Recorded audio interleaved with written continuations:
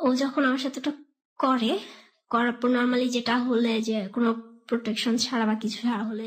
ওকে, আমার সঙ্গে যারা রয়েছেন তাদের সঙ্গে আমি একটু প্রথমেই পরিচয় হতে চাই। আমার সামনে যে রয়েছে আগে প্রথমে আপনি আপনার নামটা একটু বলুন। আমার নাম মাহিনুজাহান মনিকা। মাহিনুজ্জাহান মনিকা।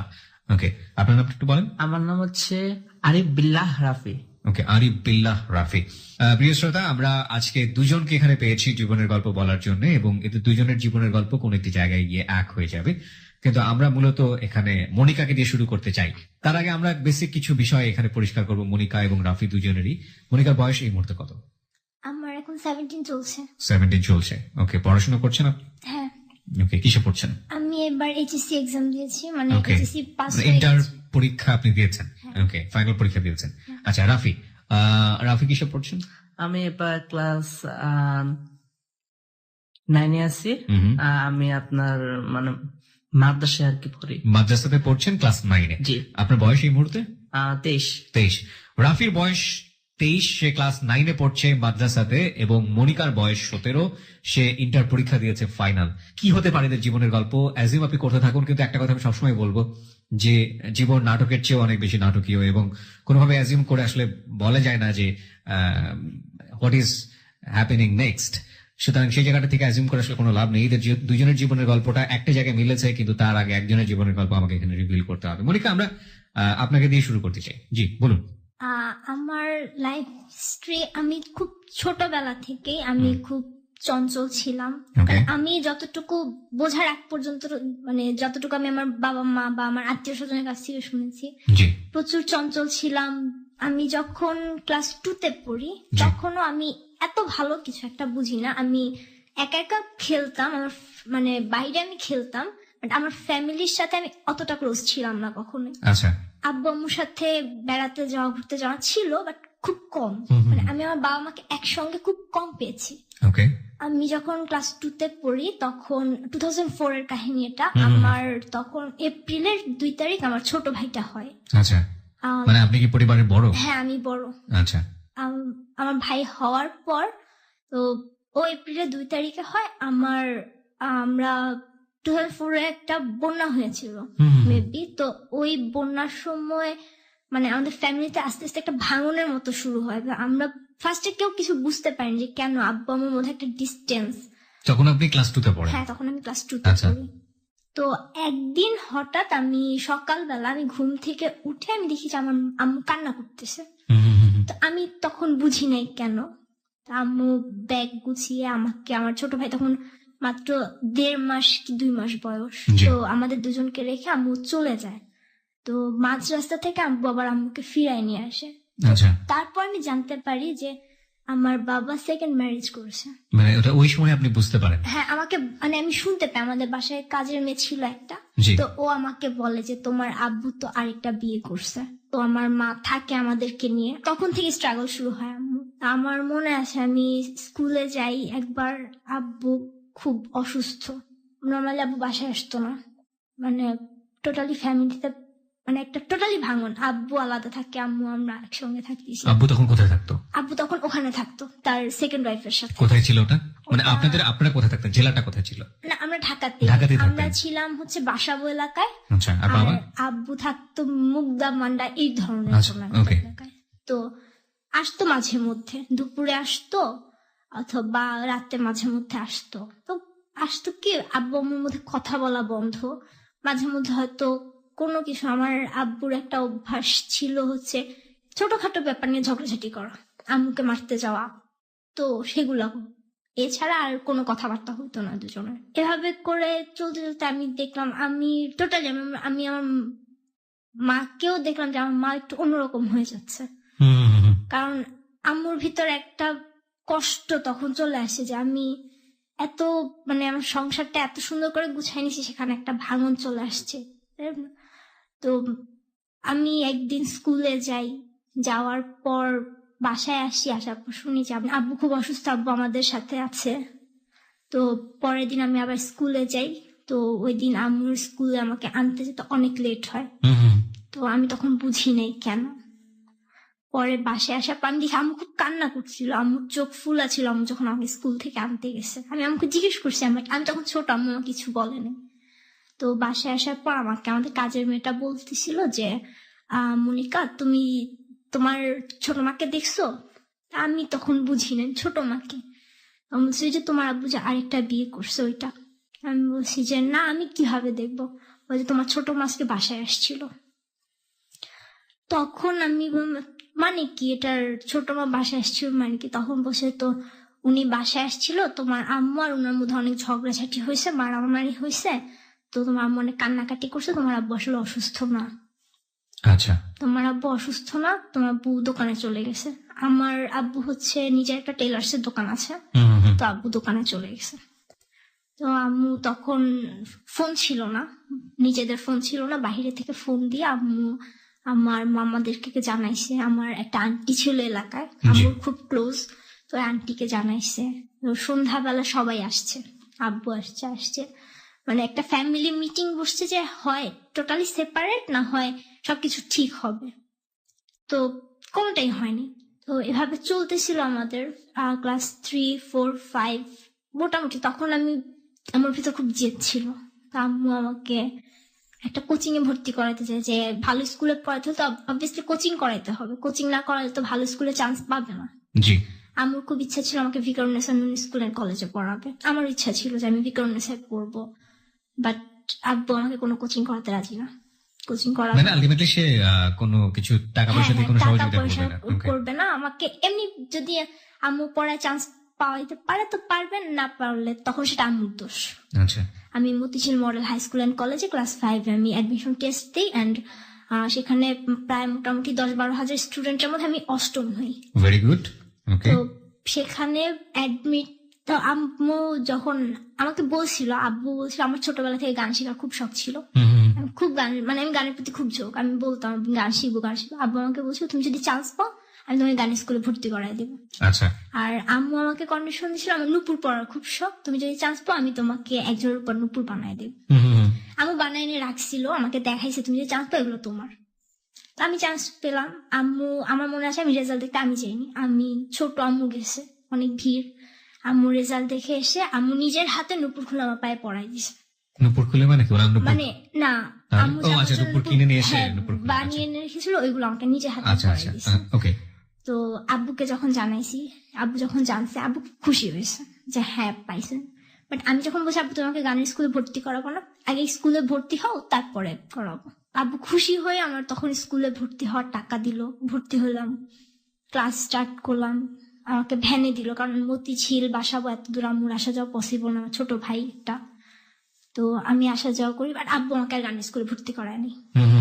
ততদিন পর্যন্ত আপনার যে ছোট মা, মানে আপনার যে সৎ মা আমরা যেটা বলি, ওনার ঘরে কোনো বাচ্চা কাচ্চা হয়েছে? না, তখনও হয়নি। তখনও হয়নি। আচ্ছা, শুনি তারপর। তো তারপর হচ্ছে উনার একটা, মানে উনি অন্য একজনের সংসারে ছিলেন আগে, ওনার জন্য ওটা সেকেন্ড বিয়ে? হ্যাঁ, ওনার জন্য এটা সেকেন্ড বিয়ে। ওনার ওইখানে আমার চেয়ে হয়তো 2-1 বছর ছোট একটা ছেলে ছিল। আমি এটা অনেক পরে জানতে পারি।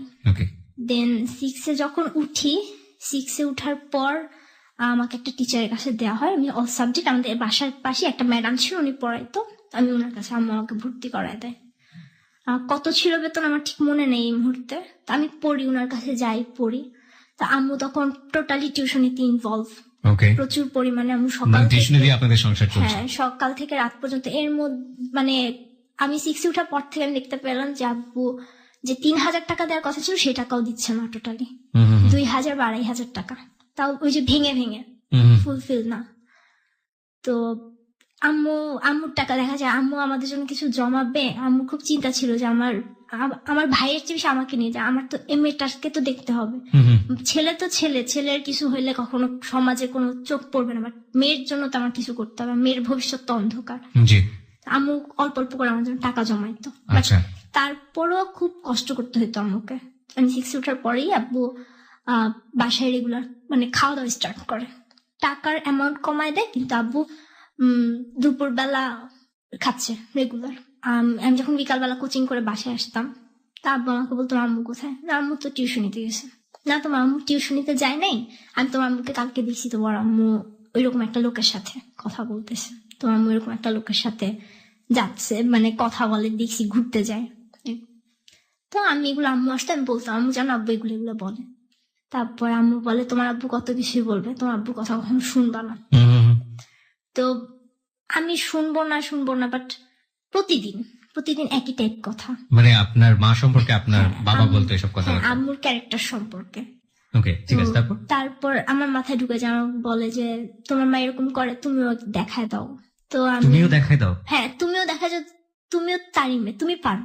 তোমার মা যদি এগুলো করতে পারে তুমিও পারো, তুমি তো ভালো, তোমার মার সঙ্গ তোমাকে দিতেছে না, তোমার মা তোমাদেরকে ঠিকভাবে যত্ন করতেছে। এটা আপনার বাবা আপনাকে বলতো? হ্যাঁ, আমার বাবা আমাকে বলতো। এরকম রোজার কয়েকদিন আগে আমি একটা ছেলের সাথে, মানে একটা ছেলে আমার সাথে প্রায় ঘুরতো, আমি ভ্যানে আসা যাওয়া করতাম, আমাদের এলাকার একটা ছেলে ছিল। তো ওই ছেলেটা তখন ক্লাস 10-এ পড়ে, আমি 6 or 10-এ। তো ওর নাম ছিল হচ্ছে রায়হান। তো আগে মানে লেটার পাঠাইতো, আমি কিছু বুঝতাম না, আমি কখনো খুলে পড়েও দেখিনি যে কি পাঠায়।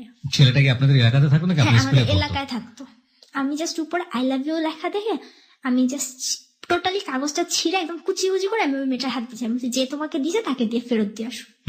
তো ও বলে কি আমি পারবো না, আমি বলছি না তুমি নিয়ে আসছো, এখন তোমারই দিতে হবে। পরে ও নিয়ে গিয়ে ওই ছেলেটার হাতে কাগজ দিয়ে আসছে।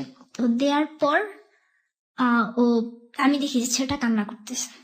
আমার মাথায় তখন আব্বুর ওই কথাটা চলে আসছে যে আমাকেও দেখাইতে হবে, আমিও একটা ছেলের সাথে মিশবো। তো আমি কথা ফার্স্টে বলতে চাইনি, তো ওই মেয়েটাকে ডাক দিছে, ডাক দিয়ে বলতেছে একটু ওকে বলো, আমি একটু ওর সাথে কথা বলবো। কান্না করতেছে।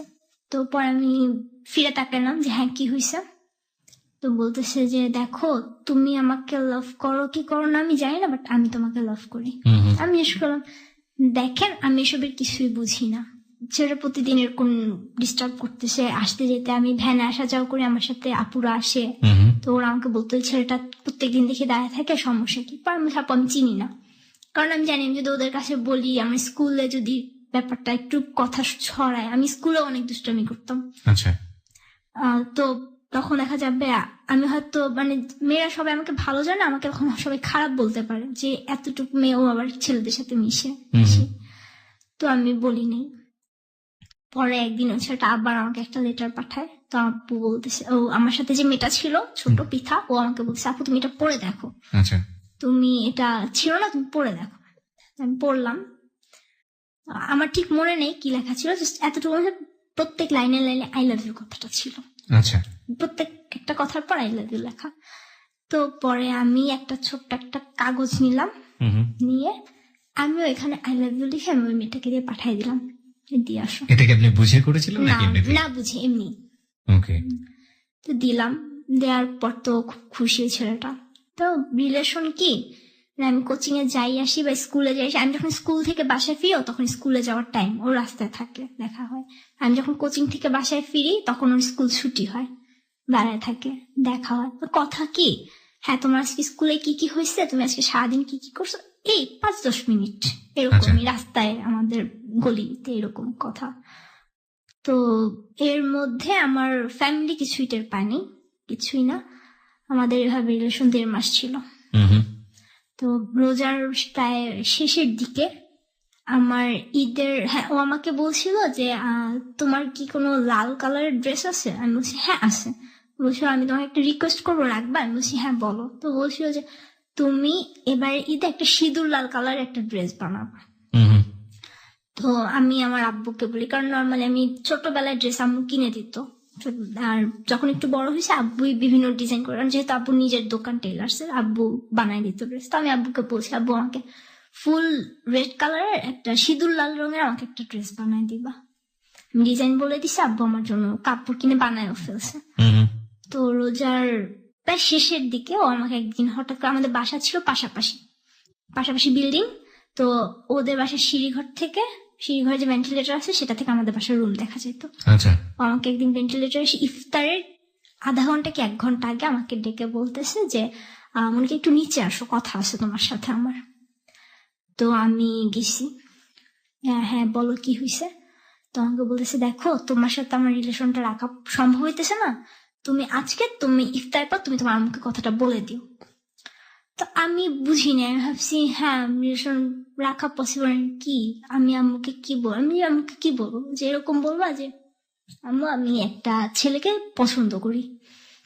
তো আমাকে ঠিক যেভাবে বলছে, আমি ইফতারের পর আব্বু চলে গেছে দোকানে, আমার ভাই তো ছোট।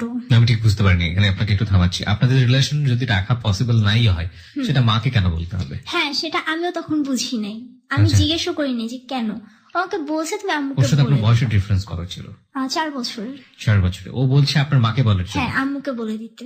Very interesting. ওকে, বলুন তারপর। তো আমি ইফতারের পর আমি আম্মুকে বললাম যে আম্মু এরকম ওই বাসায় থাকে একটা ছেলে, ওর নাম হচ্ছে রায়হান, আমি ওকে পছন্দ করি।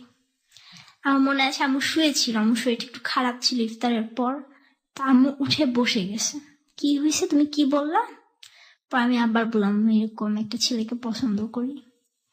তো মনে আছে আমার মা আমাকে কখনো মারেনি, ওই দিন ফার্স্ট আম্মু আমাকে আমার গালে একটা চড় মারে। আমি খুব- রায়হান আপনাকে এটাই বলতে বলেছে? হ্যাঁ, এটাই বলতে বলছি যে তুমি আমাকে এটা বলবা। আচ্ছা, তো পসিবল না তাহলে এটা এটা কোত্থেকে আসলো? রিলেশনশিপ আপনি পছন্দ করেন ছেলেটাকে, সেটা আপনার মাকে বলতে বলছে, হ্যাঁ, তারপরও বলছে যে ওর রিলেশনটা রাখবে না।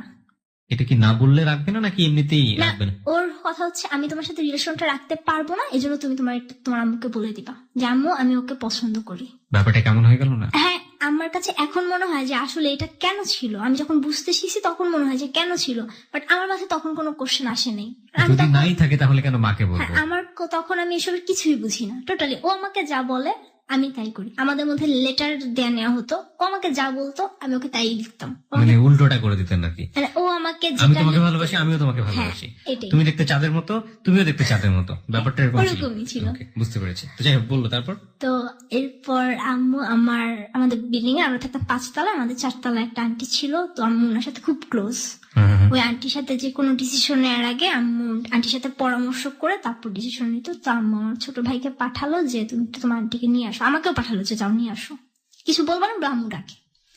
তো আমরা গেলাম, আন্টিকে নিয়ে আসলাম। আনার পর আম্মু ফার্স্টে বিশ্বাস করতে পারেনি যে এতটুকুন মেয়ে এই কথা কেন বলবে। আমি ভাবছি হয়তো কোনো ফ্রেন্ডরা মজা করে বলছে, আমি সেটা বলতেছি। রাইট। তো আন্টি আসার পর আম্মু আন্টিকে বলতেছে ও এরকম এরকম বলতেছে। পরে আন্টি বলে কি মনিকা এটা কি সত্যি? পরে আমি কি বলবো, আমি জাস্ট ওইটাই বলছি হ্যাঁ আমি একটা ছেলেকে পছন্দ করি। এটাও বলে দিয়েছিল হ্যাঁ, ও এভাবে? আমাকে বলতে বলছে যে তুমি তোমার আম্মুকে বলবা আমি ওই একটা ছেলেকে পছন্দ করি, নাম জিজ্ঞেস করলে বলবা রায়হান। ওকে। এইভাবেই বল। রাহিনকে তো আপনার মা চিনতো? না, তখন চিনতো না, Okay. আগে চিনতো না, আমি বলার পর। তো যাই হোক, আম্মু বলতেছে এখন দেখেন এইটুক মেয়ে এই কথা কিভাবে বলে, ও পছন্দের কি বুঝে, ও তো কারোর সাথে মিশেও নয় ভাবে। হ্যাঁ খেলে, আমি নিজে খেলতাম, আমি ক্রিকেট খেলতাম, ব্যাডমিন্টন খেলতাম, বাট তার মানে তো এই না যে আমি ওই ছেলের সাথে খেলতাম। আমি Okay. আমাদের গলির ছেলে মেয়ে আমরা সব একসাথে খেলতাম, আব্বুর সাথে খেলতাম, এরকম আচ্ছা। ছিল। তো পরদিন আমার কোচিং, আমার স্কুল বন্ধ তখন, আমি কোচিং এ যাচ্ছি, আম্মু ওকে রাস্তায় দেখলো। তো ও আমাকে ঈদ উপলক্ষে আমাকে একটা পুতুল গিফট করে, কার্ড গিফট করে, প্রতিদিনই কার্ড গিফট করতো, ঈদের কার্ড। তো আম্মু ওকে জিজ্ঞেস করছে যে তুমি ওকে পুতুল কার্ড কেন দিছো? ও তখন ডিরেক্ট মানে অস্বীকার করলো যে আমি তো ওকে এগুলো দেইনি, এগুলো আমার একটা ফ্রেন্ড ওকে দিছে, ও আমাকে ফাঁসানোর জন্য আমার নাম বলছে, আমি তোকে চিনি না। তো আমি একটু দূরে ছিলাম, আমি কথাগুলো শুনি, আমার খুব কান্না পায় যে ও আমাকে কার্ডগুলো পুতুল দিয়ে আমাকে বলছে তুমি তোমার ফ্রেন্ডের নাম বলবা একটা।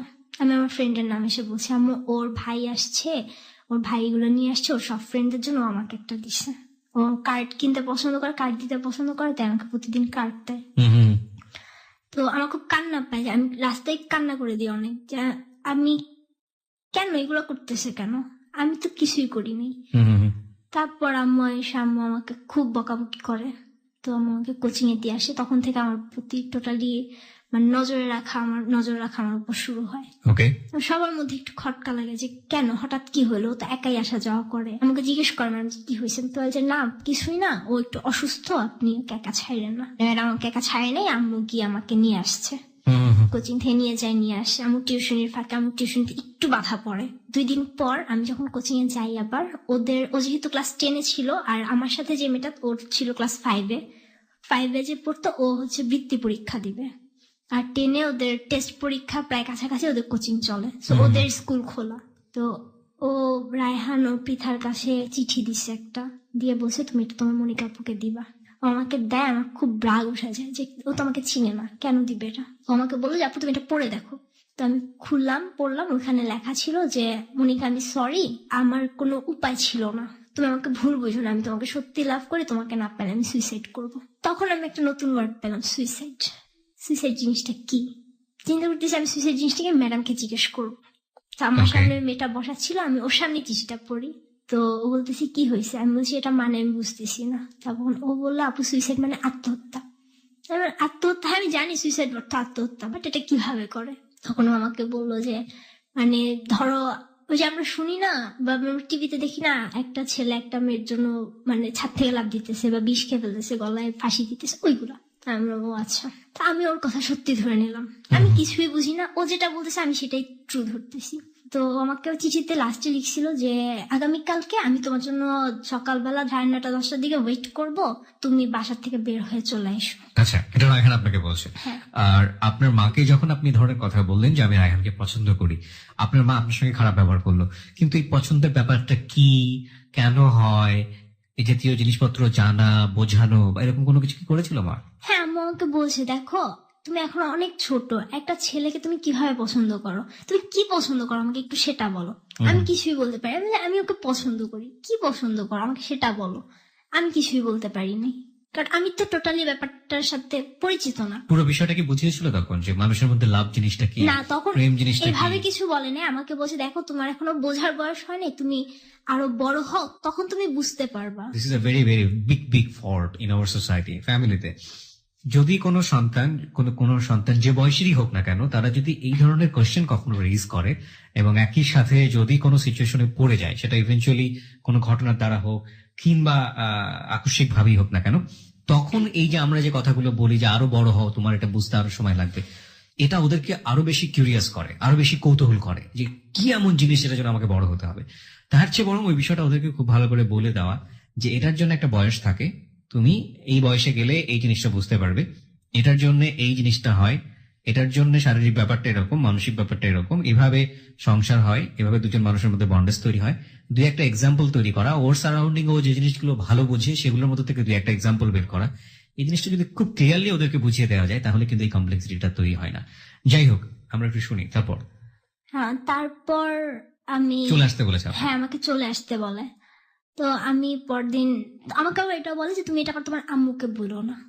তো আমি ঠিক আছে আম্মুকে বলবো না। তো ওই দিন আমার ইফতারের সময় আম্মু আব্বুর সাথে তো কথা বলেই না, ওই দিন অনেক বছর পর আম্মু আব্বুর সাথে কথা বলে শুধু আমার জন্য। ওকে, চলে আসা বলতে আপনি কিছু বুঝতে পেরেছেন? চলে যাওয়া না, বলতে কি? চলে আসা মানে ও বলতেছে তুমি বাসা থেকে বের হয়ে আসবা, আমরা ঘুরবো। আমি জাস্ট ধরে নিছি যে হ্যাঁ আমি যাবো, হয়তো দেখা করতে হবে এরকম কিছু, আচ্ছা। আমি এরকম ধরে নিই। তো ও আম্মু আব্বুর সাথে ওই দিন ইফতারের সময় কথা বলো, আমি তখন আব্বুর সাথে ইফতার করতাম, কারণ যেহেতু আব্বু আম্মুর মধ্যে কোনো বন্ডেজ নাই তখন। ওকে। তো আম্মু আলাদা ইফতার করছে, আমি আব্বুর সাথে করি বা আমি মাঝে মধ্যে আম্মুর সাথে করি।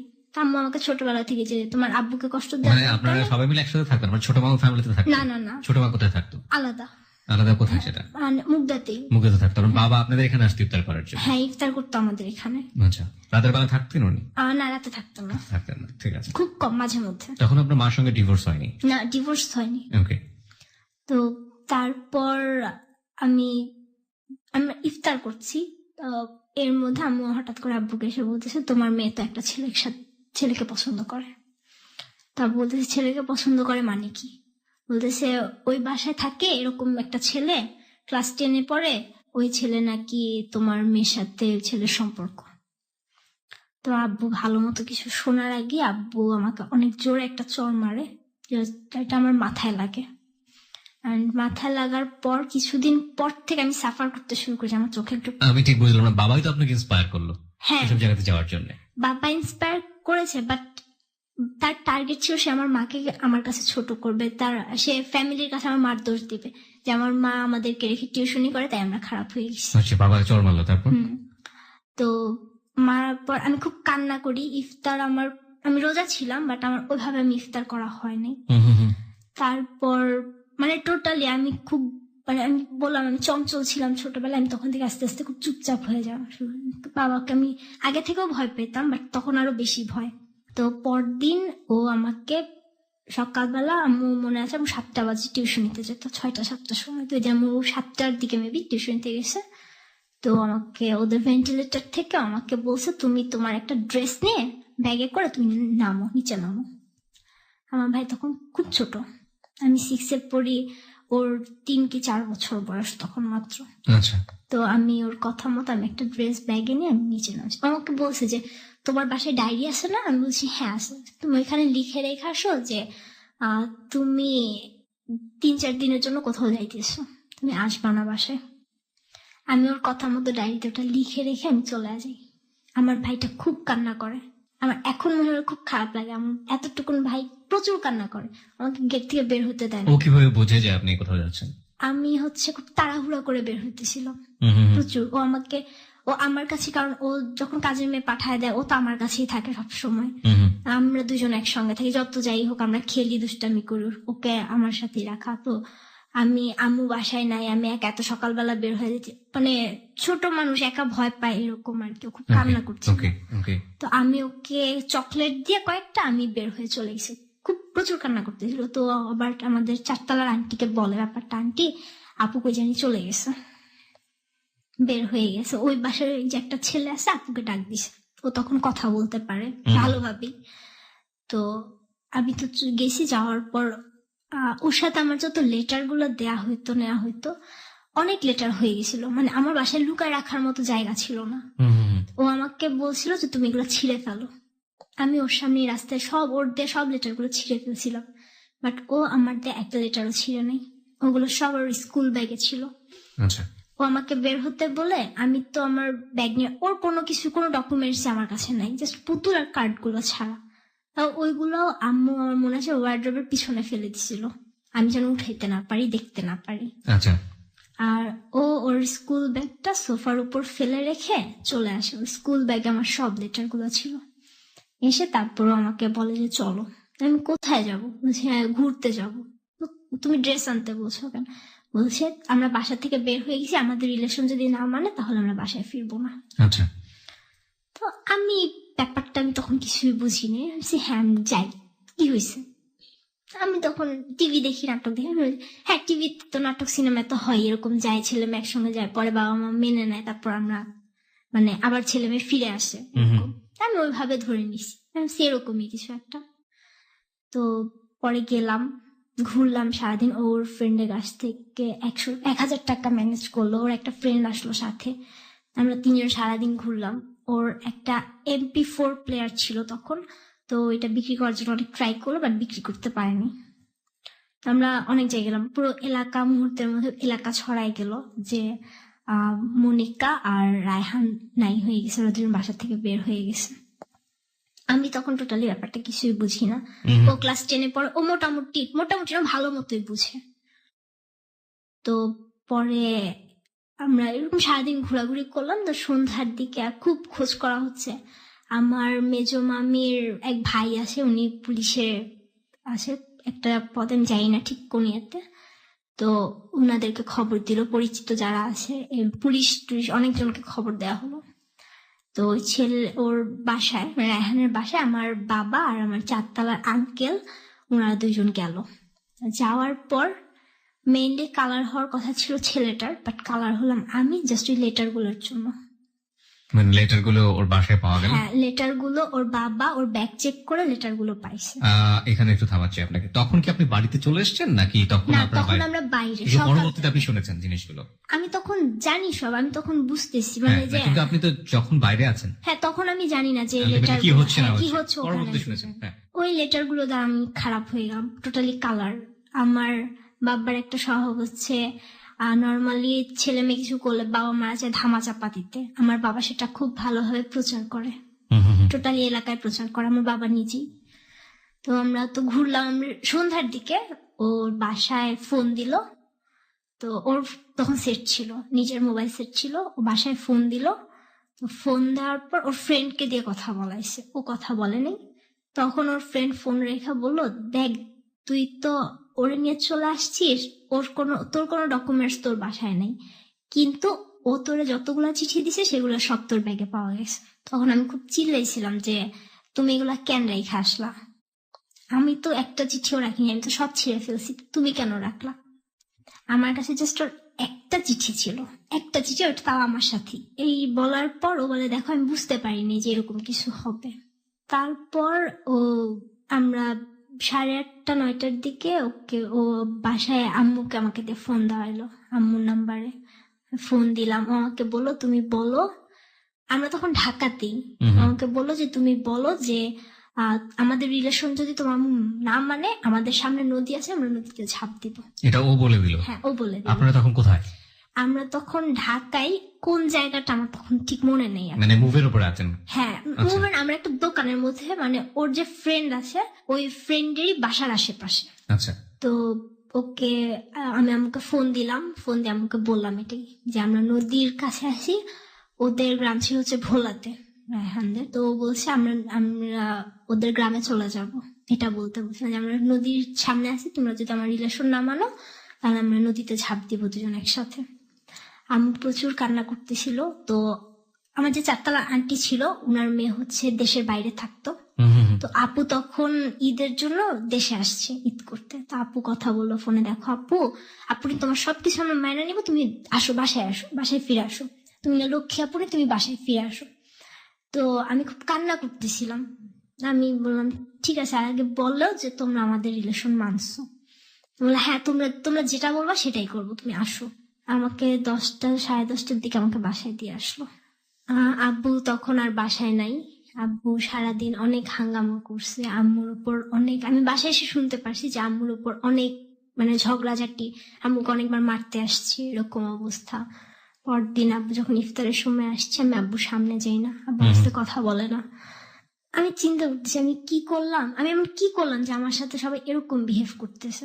পর একদিন আম্মু নামাজে দাঁড়ায়, আম্মু নামাজ পড়ছে, জোহরের নামাজ। আম্মুর মোবাইল সেটটার চাবিটা আম্মু যায় নামাজের সামনে রাখা। আমার ছোট ভাই খেলতেছে, ছোট ভাইকে বুঝাই যে ভাইয়া তুমি আম্মুর মোবাইলটার চাবিটা আমাকে আয়না দিবা। ও বুঝে নেই যে আমি বাসা থেকে আবার বের হয়ে যাব। আমাকে আয়না দেয়, দেওয়ার সঙ্গে সঙ্গে আমি ওকে সরাই দিয়ে আমি দরজাতে বের হয়ে, আমি দরজা বাইরে দিয়ে লক করে রেখে আমি চলে যাই। যাওয়ার পর আমি সেই যে পৃথা ছিল আমার সাথে, আমি ওদের বাসায় যাই। তো আমি বলছি আমার একটা ফ্রেন্ডের বার্থডে, আমি আসছি, তো আমি যাবো, এখানে তো অনেকদিন তোমাদের সাথে দেখা হয়, আমি দেখা করতে আসলাম। আমি বলছি আন্টি তো জানবে না, আন্টিকে বলে আসছো, আন্টি বের হইতে দিছে। আমি বলছি আমি বাহিরে দরজা আটকে চলে আসছি। আমি বলছি আচ্ছা আমি এখন যাই, আমি পরে তোমাদের সাথে আবার কথা বলবো। আমি বুঝতে পারিনি যে কি হইতেছে বা কি, আমার জিদ ছিল যে আমার সাথে এরকম করবে কেন, আমি বের হবো বাসা থেকে। তো ওরা আব্বুর দোকানটা আমাদের এলাকাতেই, তো দোকানে গিয়ে আব্বুকে বলে যে আঙ্কেল আপু তো আবার বের হয়ে গেছে। আম্মুর কাছে তো মোবাইল নেই, আম্মু জানাইতেও পারতেছে না সঙ্গে সঙ্গে। তো আমি আবার ঘুরতে ঘুরতে ওর যে ফ্রেন্ডটা আমাদের সাথে ছিল ওদের এলাকায় চলে গেছি। তো ওর ফ্রেন্ডটা আমাকে দেখে, দেখার পর ও আমাকে বলে কি ব্যাপার, তুমি এখানে কি করো? এর মধ্যে পুরো এলাকায় ছড়াই গেছে মনিকা একা একা বাসা থেকে বের হয়ে গেছে। তো রায়হানের ফ্যামিলি রায়হানকে আটকায় ফেলছে বাসায়, ওকে বের হইতে দেয় না, ওর মোবাইল নিয়ে গেছে, কারণ ওরা ভাবছে আমি হয়তো ওর সাথে যোগাযোগ করব। পরে ওরা ওর ফ্রেন্ডটা আমাকে একটা দোকানে বসায় রেখে ও বাসা থেকে রেডি হয়ে আসছে, এসে আমাকে বুঝাইছে দেখো তুমি তো ওকে বের করো নাই, তুমি একা বের হয়ে আসছো কোন সাহসে? তোমার উচিত ছিল তুমি ওকে বের করবো, তারপর তুমি বের হবা, তুমি একা বের হয়েছো কোন সাহসে? আমি বলছি যে দেখেন ভাই আমি জিদ করে বের হয়েছি, আমাকে বাসায় আটকায় রাখা হয়েছে, কেন আটকায় রাখা হবে, আমি কি করছি, আমাকে এরকম করা হয়েছে, আমি কি করছি? তো ভাই আমাকে নিয়ে বলছে আচ্ছা তুমি বের হয়েছো চলো। ভাই আমাকে নিয়ে ঘুরে, তো সন্ধ্যার দিকে ওই ভাইয়াটা আমাকে বাসায় দিয়ে আসে। বাসায় দিয়ে আসার পর আব্বু বাসায় ছিল, ওদের ওই ছেলেটা, ও রায়হান যে স্কুলে পড়তো সেই স্কুলে একটা স্যার ছিল, ওই স্যারের কাছে ও প্রাইভেট পড়তো, ওই স্যার আমাদের বাসায় ছিল। ওই ভাই আমাকে দিয়ে আসার পর ওই স্যারের সামনে আব্বু আমাকে আবার একটা চড় মারে। মারার পর স্যারটা ঠেকায়, বলছে দেখেন ছোট মানুষ ভুল করছে, বুঝাবেন, মারতেছেন কেন, মারেন না। তারপরে স্যারটা আমাকে অনেক বুঝায় স্যারটা চলে যায়। আব্বু ওই স্যারকে দিয়ে আসার পর আম্মু আমার সাথে কথা বলে না কোনো, আমি আম্মুর সাথে কথা বলতে যে আম্মু আমার সাথে কোনো কথাই বলে না। আব্বু স্যারকে নিচে দিয়ে আসা দরজাটা আটকায় বাসার। আটকানোর পর আমার আমি ব্যাডমিন্টন খেলতাম খুব, আমার র্যাকেট ছিল ব্যাডমিন্টন খেলার, আমার ছোট ভাইয়ের ক্রিকেট ব্যাট ছিল। আমার বাবা আমাকে সেই র্যাকেট দিয়ে ফার্স্ট একটা র্যাকেট দিয়ে আমাকে পিটানো শুরু করে। তো আমি কান্না করব কি, আমার কান্না মানে আমার চোখ দিয়ে পানি পড়তেছে, বাট আমার মুখ দিয়ে কোনো শব্দ বের হইতেছে না, আমাকে প্রচুর মারতেছে। আমি পরে হঠাৎ করে দেখি আমার হাতে রক্ত, ঘরে রক্ত ছিটকায় পড়ছে, ওইটা দেখে আমি চিৎকার দিছি, রক্ত দেখে ভয় পেয়ে চিৎকার দিছি। দেওয়ার পর আব্বু আমাকে অনেক গালাগালি করে, অনেক খারাপ ভাষা, অনেক গালাগালি করে। আর ফার্স্ট যে র্যাকেটটা দিয়ে মারতেছিল র্যাকেটটা ভাঙা যায় মারতে মারতে। তারপর আমি আম্মুর পায়ে ধরি, আম্মুর পায়ে ধরে মাপছি যে আম্মু আমি এগুলো কখনো করবো না, তোমাকে মাফ করে দাও। আম্মু আমাকে ধরে নেই। তো আম্মুর একটা কথা ছিল, আম্মু বলতো শাসন করো, মারো, বাট কখনো মাথায় মারবা না, হাতে পায়ে মারো, মাথায় মারবা না। বাট আমার বাবা সবসময় মাথায় মারত। তো 2টা র্যাকেট ছিল, 2টা র্যাকেটই আমাকে মারতে মারতে ভেঙে ফেলছে। লাস্ট পর্যন্ত সে আমার ভাইয়ের ক্রিকেট ব্যাটটা নেয়, আমাকে ওইটা দিয়েও পিঠে আমার মাথা ফাটায় ফেলে। এরপরে যখন আব্বুর একটু হাত কাটে, আব্বু ব্যাট ফালায় দিয়ে আব্বু বলে এইরকম মেয়ে আমার দরকার নেই, আমার এরকম মেয়ে থাকার চেয়ে আমার একটা ছেলে, আমার কোনো মেয়ে নেই। এই কথা বলে আব্বু রান্নাঘর থেকে বটি নিয়ে আসে। তো তারপর বটি নিয়ে এসে আমার ছোট ভাই খুব কান্না করতেছিল। আমি তো রক্ত দেখে ভয় পেয়ে চিৎকার করছি, মানে এমন অবস্থা, আমি আমার ঘরে আমাদের ফ্রিজের উপর রক্ত ছিটকায় পড়ছে, শোকেসের গ্লাসে রক্ত, আমার সারা শরীর রক্তে ভিজে গেছে, এরকম অবস্থা। তো আপু যখন বটি নিয়ে আসছে আমি অনেক ভয় পাইছি, আমাদের বটিটা অনেক বড়। তো আম্মু আমাকে ধরতে আসে নাই, আম্মু আমার ভাইকে পাঠাইছে যে তুমি দৌড় দাও, তুমি দৌড়ে তোমার আন্টির কাছে যাও চারতলা, তোমার আন্টিকে নিয়ে আসো, বলো যে আব্বু আপনাকে মারতেছে। তো আব্বু জাস্ট বটিটা মানে ধরছে, আব্বু আমাকে কোপ দিবে এরকম অবস্থায় আন্টি চলে আসছে। আমার ভাইটা গিয়ে আন্টিকে বলছে আন্টি আব্বু বটি নিছে, আব্বুকে খুন করে ফেলবে। আন্টি দৌড়ায় এসে আব্বুর বটিটা হাত থেকে কেড়ে নিছে, দেখে যে আমার শরীর রক্ত, আমার মাথা ঘুরানো, আমি সেন্সলেস মানে হয়ে যাচ্ছি বাট হচ্ছি না, এরকম অবস্থা। তো পরে আন্টি এসে আমাকে ধরে, তারপর আব্বু আরো মারে আমাকে। তারপরে আন্টি জোর করে আব্বুকে পাঠায় দেবা যে আপনি দোকানে যান, আমি দেখতেছি। আমাকে হসপিটালে নেওয়া হয়নি কোনো, বাসায় আন্টি আমার সবকিছু, আম্মু আসছে, আম্মু কান্না করতেছিল, এসে মানে ব্লাড টাচ সবকিছু মানে পরিষ্কার করার পর মাথায় ব্যান্ডেজ লাগায়।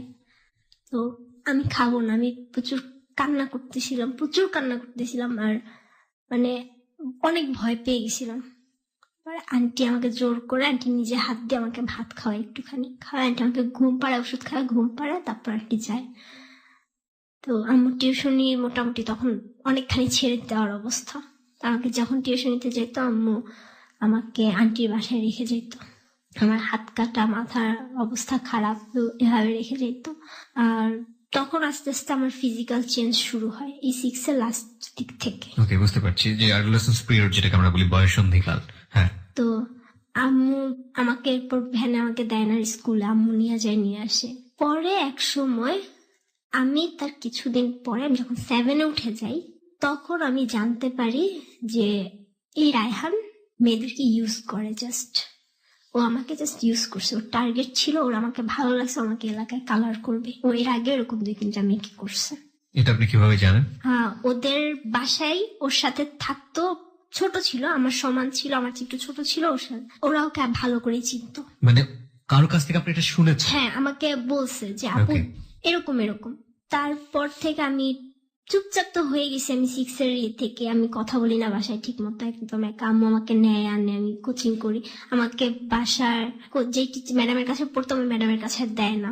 আমি 7-এ জাস্ট একটা জায়গায় অঙ্ক করতাম, আম্মু আমাকে নিয়ে যেত, নিয়ে আসতো।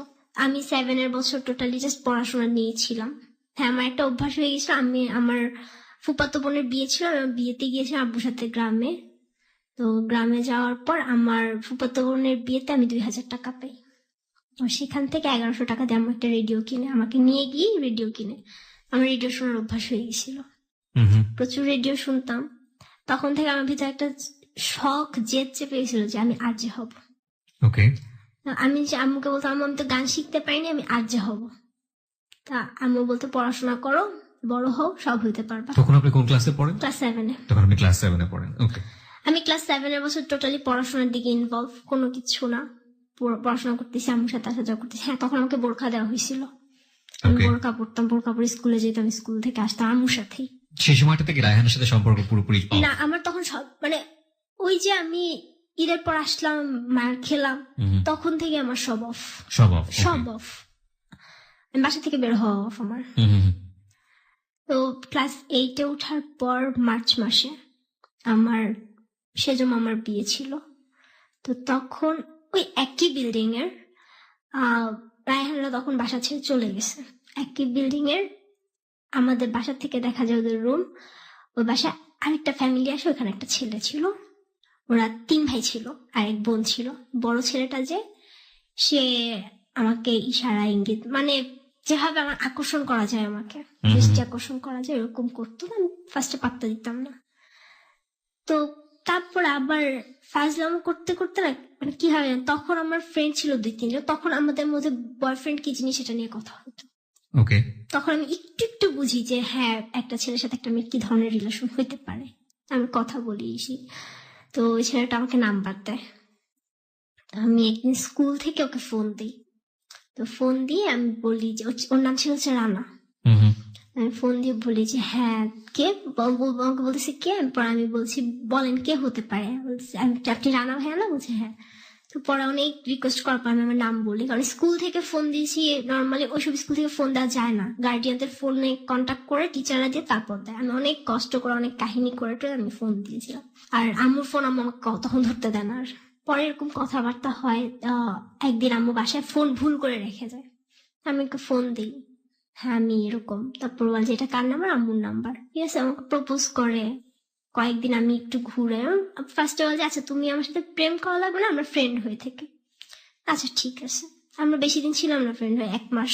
এরপর থেকে আমাদের রিলেশন, কিভাবে রিলেশন হয়ে গেছে বলতে পারবো না, হয়ে গেছে। ও আমাকে আই লাভ ইউ বলছে, আমিও বলছি। ওর সাথে রিলেশন বলতে কি কোনো কিছুই ছিল না আমাদের, যে রেগুলার ফোনে কথা বা কোনো লেটার দিচ্ছি নিচ্ছি এরকম কিছুই না।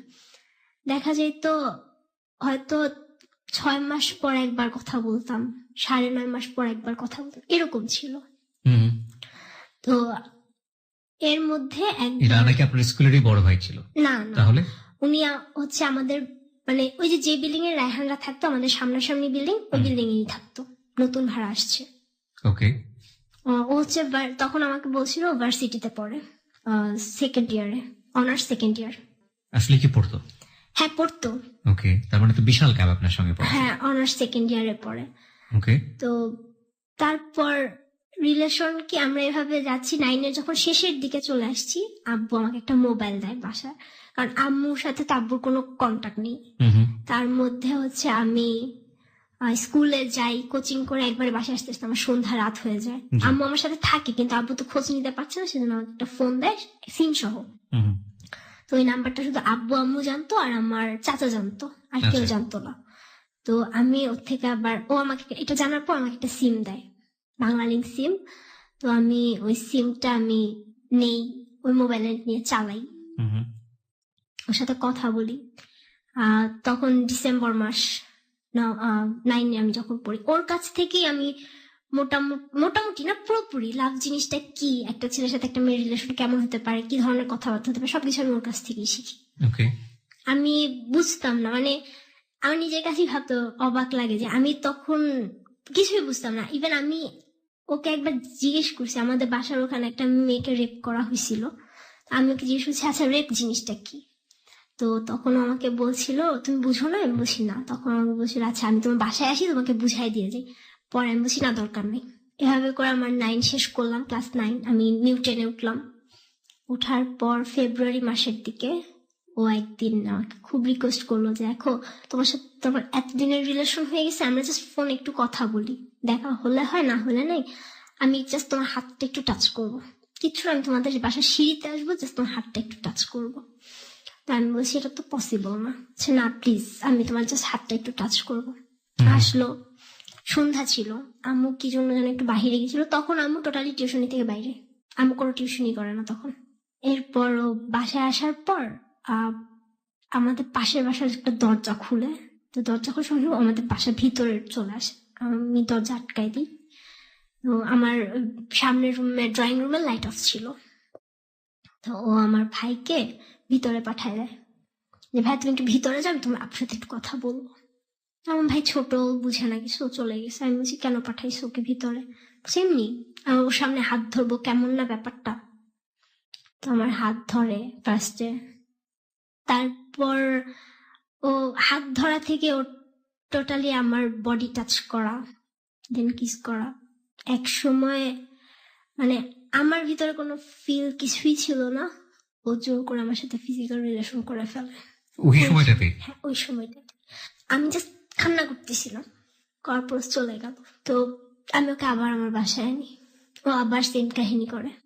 এভাবে 2-3বার আমার সাথে জোর করে করে করার পর তখন আমার মধ্যে একটা ফিল চলে আসে যে একটা ছেলের জাস্ট মানে শরীরের প্রতি এত আকর্ষণ।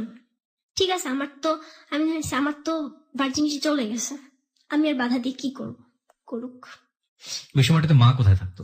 আমার ভাইকে নিয়ে স্কুলে যেত। আমার ভাই তখন সেন্ট্রাল গভর্নমেন্ট বয়েজ মানে মতিঝিল গভর্নমেন্ট বয়েজ হাই কখনো স্কুলে যেত। এরকম মনে তখন হতো না যে হঠাৎ করে যদি বাবা চলে আসে বাসায় বা কেউ যদি চলে আসে তখন? হ্যাঁ, মনে হতো, ভয় লাগতো, বাট তারপরও সাহস করতাম। এন্ড ইন দ্যাট টাইম আপনি আপনাদের মধ্যে যে ফিজিক্যাল রিলেশনটা শুরু হয়ে গেছে সেটাকে ফিজিক্যালি আপনি এনজয় করছেন?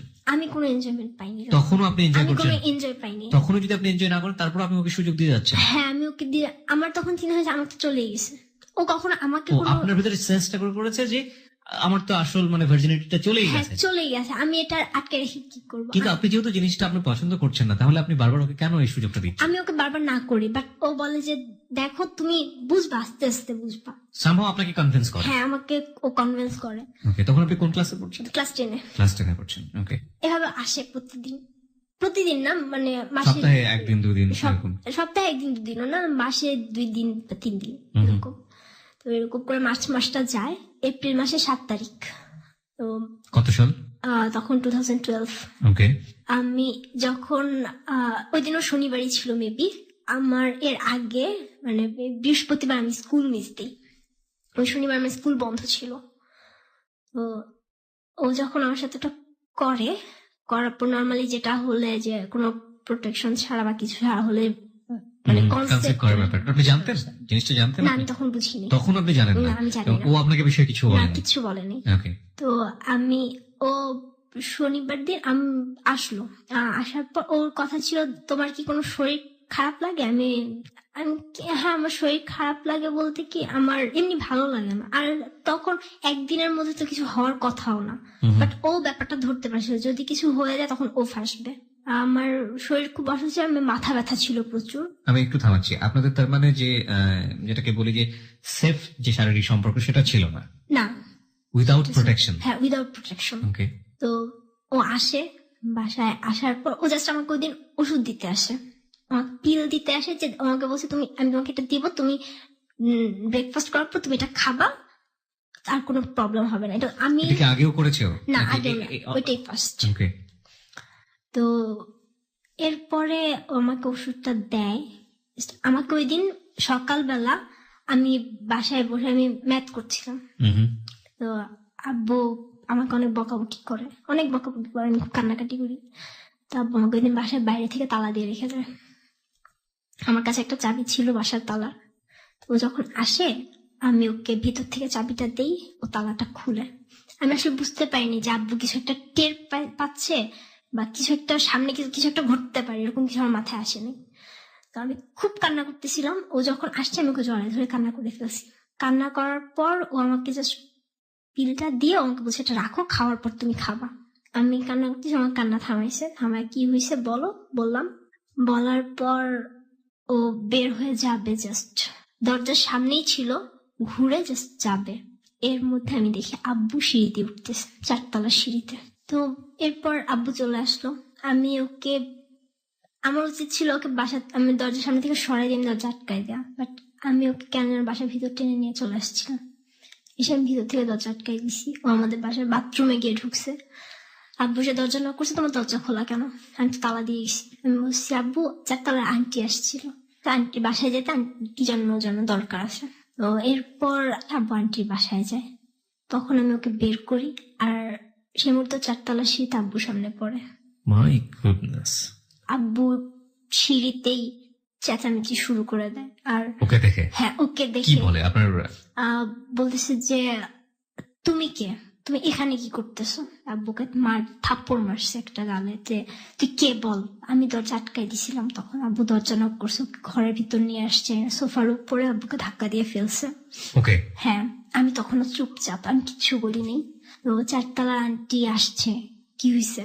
এর মধ্যে আব্বুর জুতা খুলে ওকে একটা জুতা দিয়ে গালে বাড়ি মারে, তোর কপালের সাইড দিয়ে একটু কেটে যায়। আমি বলছি আব্বু তুমি ওকে ছেড়ে দাও, তুমি ওকে মারো না, দোষ আমার, আমি ওকে বাসায় নিয়ে আসছি। এটা বলার পর আব্বু আমাকে মারে, আমাকে থাপ্পড় মারে, বাট আমি সরি নেই। সেটার জন্য আব্বু আমাকে পেটে খুব জোরে একটা লাথি মারে। ওই মুহূর্তটাতে আমার মনে সেন্স ছিল নাকি আমি জানি না, আমি কোথায় ছিল, আমার চারপাশ অন্ধকার হয়ে গেছে টোটালি। আন্টি আসে, কি হয়েছে, আম্মু তখন আমার ছোট ভাইকে নিয়ে স্কুলে, আম্মু তো কিচ্ছু জানে না এদিকে কি হইতেছে। আমার চাচাকে ফোন দিছে, আব্বুর একটা মামা আছে দূর সম্পর্কের, উনাকে ফোন দিছে যে আপনারা একটু আসেন। রানা তখন আপনার বাসার ভিতরে? হ্যাঁ, রানা তখন ওকে যেতে দেয় নাই। তো ওকে জিজ্ঞেস করছে ও কি করে না করে, ও ডিটেলস বলছে। কোথায় পড়তো? ও হচ্ছে একটা ন্যাশনাল ইউনিভার্সিটির আন্ডারে। ও আমাকে মিথ্যা কথা বলছিল। ও আমি যখন ক্লাস 8-এ পড়ি তখন ও সেকেন্ড ইয়ারে পড়তো। এরপর আমার চাচারা আসে, আব্বুকে ফোন দিয়ে আনা হয়। এর মধ্যে আমি অনেক মেরে খাই। আব্বু আমাকে, আমার মনে আছে আব্বু আমাকে মানে লাথি দিয়ে শোয়া, তারপর আব্বু আমার পেটে পাড়া দিয়ে মোচড় দিয়ে আমার পেটে পুরো মোচড় দিয়ে ফেলে। তো তখন আমার পিরিয়ড হয়েছে। আমি মানে আমার ভিতর এমন একটা সেন্স ছিল, আমার খুব ছোটবেলা থেকে যখন আমি বুঝতে শিখছি, আমি চিন্তা ছিল যে আমি মা হবো, আমার খুব কিউট কিউট বেবি হবে। আমি তখন আমার কেন মনে ছিল আমি মা হতে পারবো না। এখানে একটু বিষয় নোট করতে চাই। আমরা জানি যে এই অনুষ্ঠানটি লাখ লাখ শ্রোতা শোনেন, একেবারে ছোট বাচ্চা থেকে শুরু করে অনেক বয়োবৃদ্ধ মানুষ এটা শোনেন। আমি যতদূর জানি প্রত্যেকটি রিলিজিয়নে একটা রিলিজিয়াস্টিক কথা বলছি যে মেয়ে বয়প্রাপ্ত হওয়ার পর এবং তার গায়ে বাবার দ্বারা হাত তোলা এটা সম্পূর্ণরূপে নিষেধ, এটা অন্যায় এবং এটা করলে গুনাহ হবে। এই কাজটি মা করতে পারেন, কিন্তু তাও সেটার জায়গাতেও একটা বিধিবিধ নিয়ম করে দেওয়া হয়েছে। আমি যতটুকু জানি, আমার পুত্র জ্ঞানে সেটাই বলে। এই ধরনের পৈশাসিক কর্মকাণ্ড এটা যে কোনো বাবার দ্বারাই এটা মেনে নেওয়া খুবই খুবই কষ্টকর, কিন্তু এগুলো আমাদের সোসাইটিতে হয়। এবং যে বাবারা সন্তানের গায়ে হাত তোলেন, কি ছেলে কি মেয়ে, মেয়ের ক্ষেত্রে তো অবশ্যই সচেতন হবেন, কোনোভাবেই হাত তোলা উচিত নয় সন্তানের গায়ে। এবং সেই সন্তান যদি বয়প্রাপ্ত হন তাহলে তো প্রশ্নই ওঠে না। আর ছেলের গায়েও সন্তানকে কেন পিটাতে হবে, সন্তানের গায়ে কেন হাত তুলতে হবে? যদি কখনো এমন কোনো ঘটনার মুখোমুখি হয়েই যান যেটা আপনি ট্যাকল দিতে পারছেন না, তখন শুধু একটা মেসেজ নিজেকে বারবার দেওয়ার চেষ্টা করবেন, আপনি সিন ক্রিয়েট করে রাগারাগি করে গায়ে হাত তুলে এটার কোনো সমাধান আপনি করতে পারবেন না। সুতরাং ওটা করার কোনো মানেই হয় না, বরং আপনি নিজেকে লুজ করলেন। একটা বড় জিনিস হয়ে যায় যে কোনো রাগারাগিতে, সেটা হচ্ছে ওই সব জিনিসটার সমাধান হয় না, কিন্তু একটা সাইড ইফেক্ট তৈরি হয়। হয়তো এরকম হয়ে যায়, আপনি রাগারাগি করলেন, সবকিছু শেষ মনে করছেন, আলটিমেটলি সম্পর্ক আগের জায়গায় আবার জোড়া লেগে গেল। কিন্তু ওই যে রাগারাগি করলে যে জিনিসটা ধ্বংস করে দিলেন বা যে জিনিসটা ক্ষতি করে দিলেন, সেটা আলটিমেটলি কখনোই আর রিকভার হবে না। সুতরাং রাগের ব্যাপারটাই হচ্ছে ধ্বংস। এবং আমাদের বিশেষ করে ইসলাম ধর্মে একটা নিয়মই আছে, যদি তুমি রেগে যাও, দাঁড়িয়ে থাকা অবস্থায় রেগে যাও তাহলে বসে পড়ো, বসে থাকা অবস্থায় যদি তুমি রেগে যাও তাহলে শুয়ে পড়ো। মানে রাগটাকে কন্ট্রোল করার কথা বলা হয়েছে, রাগকে কখনো এক্সপ্রেস করার কথা বলা হয়নি। বলুন, তারপর কি হলো? তো প্রায় 3-4 বারের মতো আমাকে আব্বু এরকম করে। তো করার পর ওই সময়টাতে বাসার ভিতরে আপনার চারপাশের লোকজন কেউ আপনাদেরকে হেল্প করতে আসছিল না, কেউ ছিল না বাসায়। যারা রানা তখন কি করছিল যখন আপনার গায়ে টর্চার করছিল? হ্যাঁ, ও কয়েকবার বাধা দিতে চেষ্টা করছে, কিন্তু ওকেও মারছে। টাইমে আব্বু আমার জামা ধরে টান দেয়, তো তখন ও আমাকে ছুটায় নেয়। ও ছুটায় নিয়ে ও মার খায়। আমার তখন যে মায়েরগুলো আব্বু আমাকে দিত সেই মায়েরগুলো ও নেয়। আবার আমি পেটে এত ব্যথা ছিল, আমি পেট চেপে ধরে আমি বসেছিলাম, জাস্ট আমি বিছানায় আমি নিচে বসা ছিলাম হাঁটু গেড়ে। এরপর আন্টি বাসা থেকে আম্মুকে ফোন দেয় যে আপনি আসেন তাড়াতাড়ি। আমি যখন পেটে হাত চাপ চেপে আমি কান্না করতেছিলাম, প্রচুর পেন হচ্ছিল। তো আন্টি জাস্ট বলছে কি তোমাকে মারছে? পর আমি জাস্ট মাথা নাড়ছি, আমার মুখ দিয়ে কোনো কথা বের হয়নি। এর মধ্যে আমাকে ইশারা করছে যে তুমি পিলটা খেয়ে ফেলো, দেখলে প্রবলেম হবে। তো আমি পিলটা খেয়ে ফেলছি। আমি তারপর যখন ওয়াশরুমে গেছি তখন আমি দেখতে পাইছি যে আমার এটা পিরিয়ড হয়ে গেছে। এটার পর তো আন্টি আম্মুকে বলছে, আম্মু আমার ভাইকে ইমার্জেন্সি স্কুল থেকে, যেহেতু সরকারি স্কুল একটা নির্দেশের নামি দামি স্কুল, ওখান থেকে আনা যায় না, অনেক বলছে যে আমার মেয়ে অসুস্থ হয়ে গেছে, সেন্সলেস হয়ে গেছে, বাসায় হসপিটালে নেওয়ার কেউ নেই, বলে আম্মু নিয়ে আসছে। তো আম্মু আসার পর এই সিচুয়েশন দেখে আম্মু মানে দরজাতে আম্মু ঢুকতেও পারে নাই। আব্বু এখানে সিন ক্রিয়েট করতেছে, মানে আমাদের একটা বড় একটা লাঠি ছিল, ওটা দিয়ে নর্মালি কোনো পোকামাকড় বা ইঁদুর এই জাতীয় কিছু মারার জন্য। আব্বু ওই লাঠিটা নিয়ে আম্মুকে একটা বাড়ি মারে। ফরচুনেটলি ওইটা আম্মুর গায়ে লাগেনি, ওয়ালের সঙ্গে লেগে লাঠিটা 2 ভাগ হয়ে যায়। আমার পেট ব্যথা, আমি দাঁড়াতে পারতেছি না। তারপর আমি আম্মুকে এসে জড়াই ধরছি, আমি বলছি যা করছি আমি করছি, তুমি আমার মাকে মারবা কেন? আমার চাচা মনে আছে, আমাদের বাসায় 3-4টা বেদ ছিল, আব্বু রাখতো সবসময়। তো আমার চাচার বেদ দিয়ে আমার চাচা আমাকে পিটাইছিল এই ঘটনার পরে। ওই দিনই সঙ্গে সঙ্গে আমার চাচা যখন আসছে এসে আমাকে পিটাইছিল। আর আমার মা আমাকে জাস্ট শলার যে ঝাড়ু থাকে, বিছানার ঝাড়ু, ওই ঝাড়ুর পিছনে দিয়ে জাস্ট আমার হাতে একটা বাড়ি দিয়েছিল। আমি কানতে রানা তখনও ঘরে? হ্যাঁ, রানা তখনও ঘরে।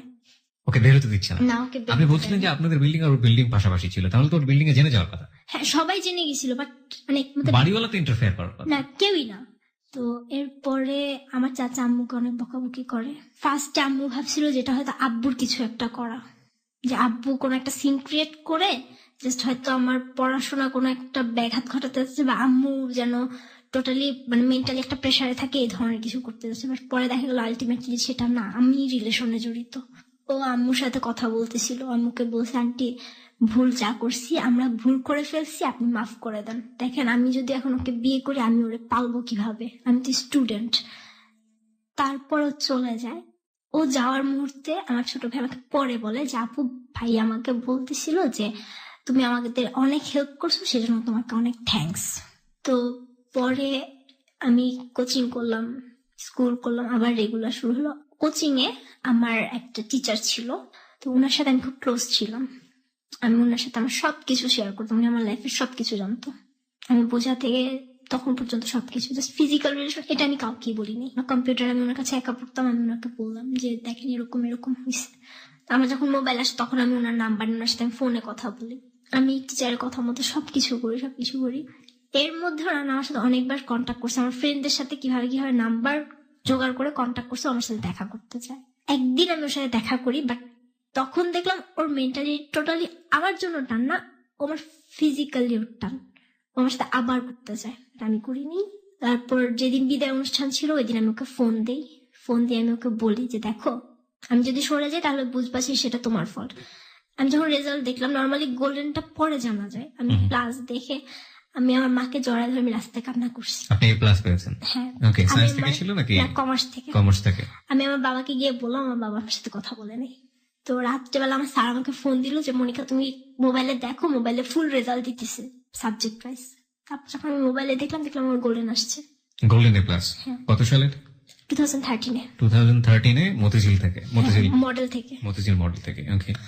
College life start, totally new একটা লাইফ। তখন আমি একটা ছেলের সাথে আমি আবার রিলেশন করি। রিলেশন বলতে আমার তখন মেন্টালিটি ছিল আমি ছেলেদের ইউজ করব। কেন এটা মেন্টালি তৈরি হলো? আমি জানি না কেন, বাট আমার ভিতর চলে আসছে আমি ছেলেদের ইউজ করব। কি ছেলেটার নাম কি ছিল? তানভীর। ওকে। তারপর এই মোবাইল দেওয়ার পর আমি ওর সাথে কন্ট্যাক্ট করি। তো তখন আমার সাথে ফ্রেন্ডশিপ, নট লাভ, এই ধরনের কিছু না। একদিন আমি আমার মার কাছে ধরা পড়ে যাই। আমি আমাকে বলি আম্মু দেখো সাথে আমার জাস্ট ফ্রেন্ডশিপ আর কিছু না, বাট আম্মু আমাকে বিলিভ করে নাই। আমি অনেক উল্টাপাল্টা কথা বলেছিল। আমি আমার আম্মুর সাথে রাগ করে আমি অনেকগুলো ওষুধ খাই। তারপর আমাকে ওয়াশ করে নিয়ে আসার পর আমি তখন আবার টোটালি সুস্থ, আমি পড়াশোনা করতেছি ভালোভাবেই। মাঝখানে আমার হঠাৎ করে কেন যেন মনে হলো যে রানা আমাকে সত্যি লাভ করে, আমি ওকে ঠকাইছি। এটা চিন্তা করে আমি ওর কাছে আবার ব্যাক করলাম। বাট ব্যাক করার 1.5 মাসের মাথায় আমি জানতে পারলাম ওর একটা ফ্রেন্ডের মাধ্যমে আসলে আমাকে লাভ করে নাই কখনো, ও আমাকে টোটালি ইউজ করছে। তারপর আমার সাথে রিলেশন হয় হচ্ছে শাওনের। 1 মাসের রিলেশন ছিল, বাট ও আমার সাথে রিলেশনটা করে টাকার জন্য। আরেকটা মোমেন্টস যেটা আমার লাইফে অনেক কিছু চেঞ্জ করে দিছে, আমি যে কোচিং এ পড়তাম ওই কোচিং এরই ফার্স্ট ইয়ার, দেখো সেকেন্ড ইয়ারে ফার্স্ট ইয়ার একটা ছেলে স্টুডেন্ট, নতুন স্টুডেন্ট আসছে। ও আমাকে মনে করতো আমি ফার্স্ট ইয়ারে ওদের সাথে স্টুডেন্ট। তো আমার সাথে কথা বলতে ট্রাই করতো, বাট কখনো পারেনি। ওকে ফোন দেই, ওর সাথে কথা বলি। তো একদিন আমার সাথে দেখা করতে আসে, ওকে আমি আমার টোটাল লাইফ হিস্ট্রি বলি। তো বলার পর ও বলে যে আমি তোমার সবকিছু মাইনে নিয়ে আমি তোমার সাথে রিলেশন করব। বাট ও আমার 1 বছরের জুনিয়র ছিল। তারপর আমি রিলেশন করলাম। রিলেশন করার 1 মাসও হয়নি, কয়েকদিনের মাথায় হঠাৎ করে ওর মাথায় কি হলো আমি জানি না, আমার ফ্রেন্ডের সাথে আমার সাথে আমার 2টা ফ্রেন্ড ছিল, একজনের নাম হচ্ছে মাটি আর একজনের নাম সূচনা। তো ওদের 2জনকে নিয়ে আমার ওর সাথে রিলেশন। মাটির সাথে খুব ভালো আন্ডারস্ট্যান্ডিং ছিল। ওকে ফোন দিয়ে বলছে যে আমি মনিকার সাথে ফিজিক্যাল রিলেশন করবো, তুই আমাকে হেল্প করতে হবে। তারপরে তো ও মাটিকে বললো, মাটিকে অনেক কষ্টে ও কনভিন্স করলো। পরের দিন আমি মাটির বাসায় গেলাম, এমনি যাই, প্রতিদিনই যাই নর্মালি, কোচিং এর পর তো গেলাম। যাওয়ার পর ও আসলো, আসার পর তখন আমি বললাম কি হয়েছে, তখন বলতেছে ও তোর সাথে ফিজিক্যাল রিলেশন করবে। আমি বলছি ইম্পসিবল, আমি করবো না। লাভ মানে কি এইটা, লাভ মানে কি ফিজিক্যাল রিলেশন, আমি করবো না। মাহমুদ আমাকে বলতেছে যে তুমি তো শাওনের সাথে ফিজিক্যাল রিলেশন করছো, এই জন্য তুমি এখন আমার সাথে করতে চাইতেছো না। আমি বলছি আমি শাওনের সাথে ফিজিক্যাল রিলেশন করিনি, আমার লাস্ট রান্নার পর আমার কারোর সাথে আমার কোনো ফিজিক্যাল রিলেশন হয়নি। তো ওর সাথে আমার 4 মাসের রিলেশন ছিল। 4 মাসের মধ্যে মোটামুটি প্রায় অনেকবার আমার সাথে রিলেশন হয় ফিজিক্যালি। ওর সাথে রিলেশনের পরে আমি এফবি আইডি খুলি, আমি ফেসবুক আইডি চালাচ্ছি। তো তখন আমি আমার অবস্থা এমন হয়ে গেছে, আমি মেন্টালি সিক হয়ে যাইতেছি। আমি তখন খুঁজতেছি আমার এখন টোটালি আমার মেন্টালি সাপোর্ট দিতে পারবে, আমার এরকম একজন মানুষ আমার লাগবে। এর মধ্যে আমার মাহমুদের সাথে যতবার ফিজিক্যাল রিলেশন হয়েছে ততবারই আমার ফ্রেন্ডরাই আমাকে ওই মাটির কথা বললাম, আমাকে উদ্বুদ্ধ করছে। একটা বিষয় আমি একটু ছোট করে আপনার কাছ থেকে জানার চেষ্টা করি। এই যে আপনি এত বড় বড় মানে শারীরিক সম্পর্কে জড়িয়ে আছেন, এগুলো সবার সাথে আপনি শেয়ার করতেন? মাটি বা আপনার ফ্রেন্ডের সবাই জানতো না, বিষয়গুলো? সবাই জানতো না। তাহলে বিষয়গুলো নিয়ে বারবার কেন চেস করছে সবাই? এটা শুধু মাটি করতেছিল, কারণ মাটি জানতো শুধু, মানে মাহমুদের সাথে আমার যে রিলেশনটা ছিল ফিজিক্যালি, এটা ওই রানার পরে যে ছেলেটার সাথে আপনার রিলেশন হয় তার নাম কি ছিল? আর তানভীর। তানভীর। ওটা এন্ড হলো কিভাবে? ওটা এন্ড হলো হচ্ছে আমি ওই যে ওষুধ খেলাম রাগ করে। আচ্ছা, রাগ করে ওষুধ খাওয়ার পর আম্মু আমাকে বললো, মানে আমি আমাকে বুঝাইতে চাই যে আমার এই ধরনের কিছুই না। এবং তারপর থেকে যোগাযোগ হ্যাঁ, বন্ধ তারপর করে থেকে দিয়েছেন? আমি টোটালি যোগাযোগ বন্ধ করে দিয়েছেন। তানভীরের পরে যে ছেলেটা আসলো তার নাম কি? শাওন। শাওনের সঙ্গে আপনার শারীরিক না, আমার সম্পর্ক ছিল কিছুই না, ছিল না। কিন্তু এই সম্পর্কটা এন্ড হলো কিভাবে? এটা ও আমাকে মানে আমাকেও অ্যাভয়েড করতো। একটা পর্যায়ে গিয়ে অ্যাভয়েড করেছে? হ্যাঁ, ওই টাকাটা যখন নিল নেওয়ার টাকা পরে নেওয়ার অ্যাভয়েড পর করেছে। থেকে avoid। এরপরে যে আসলো তার নাম কি? মাহমুদ।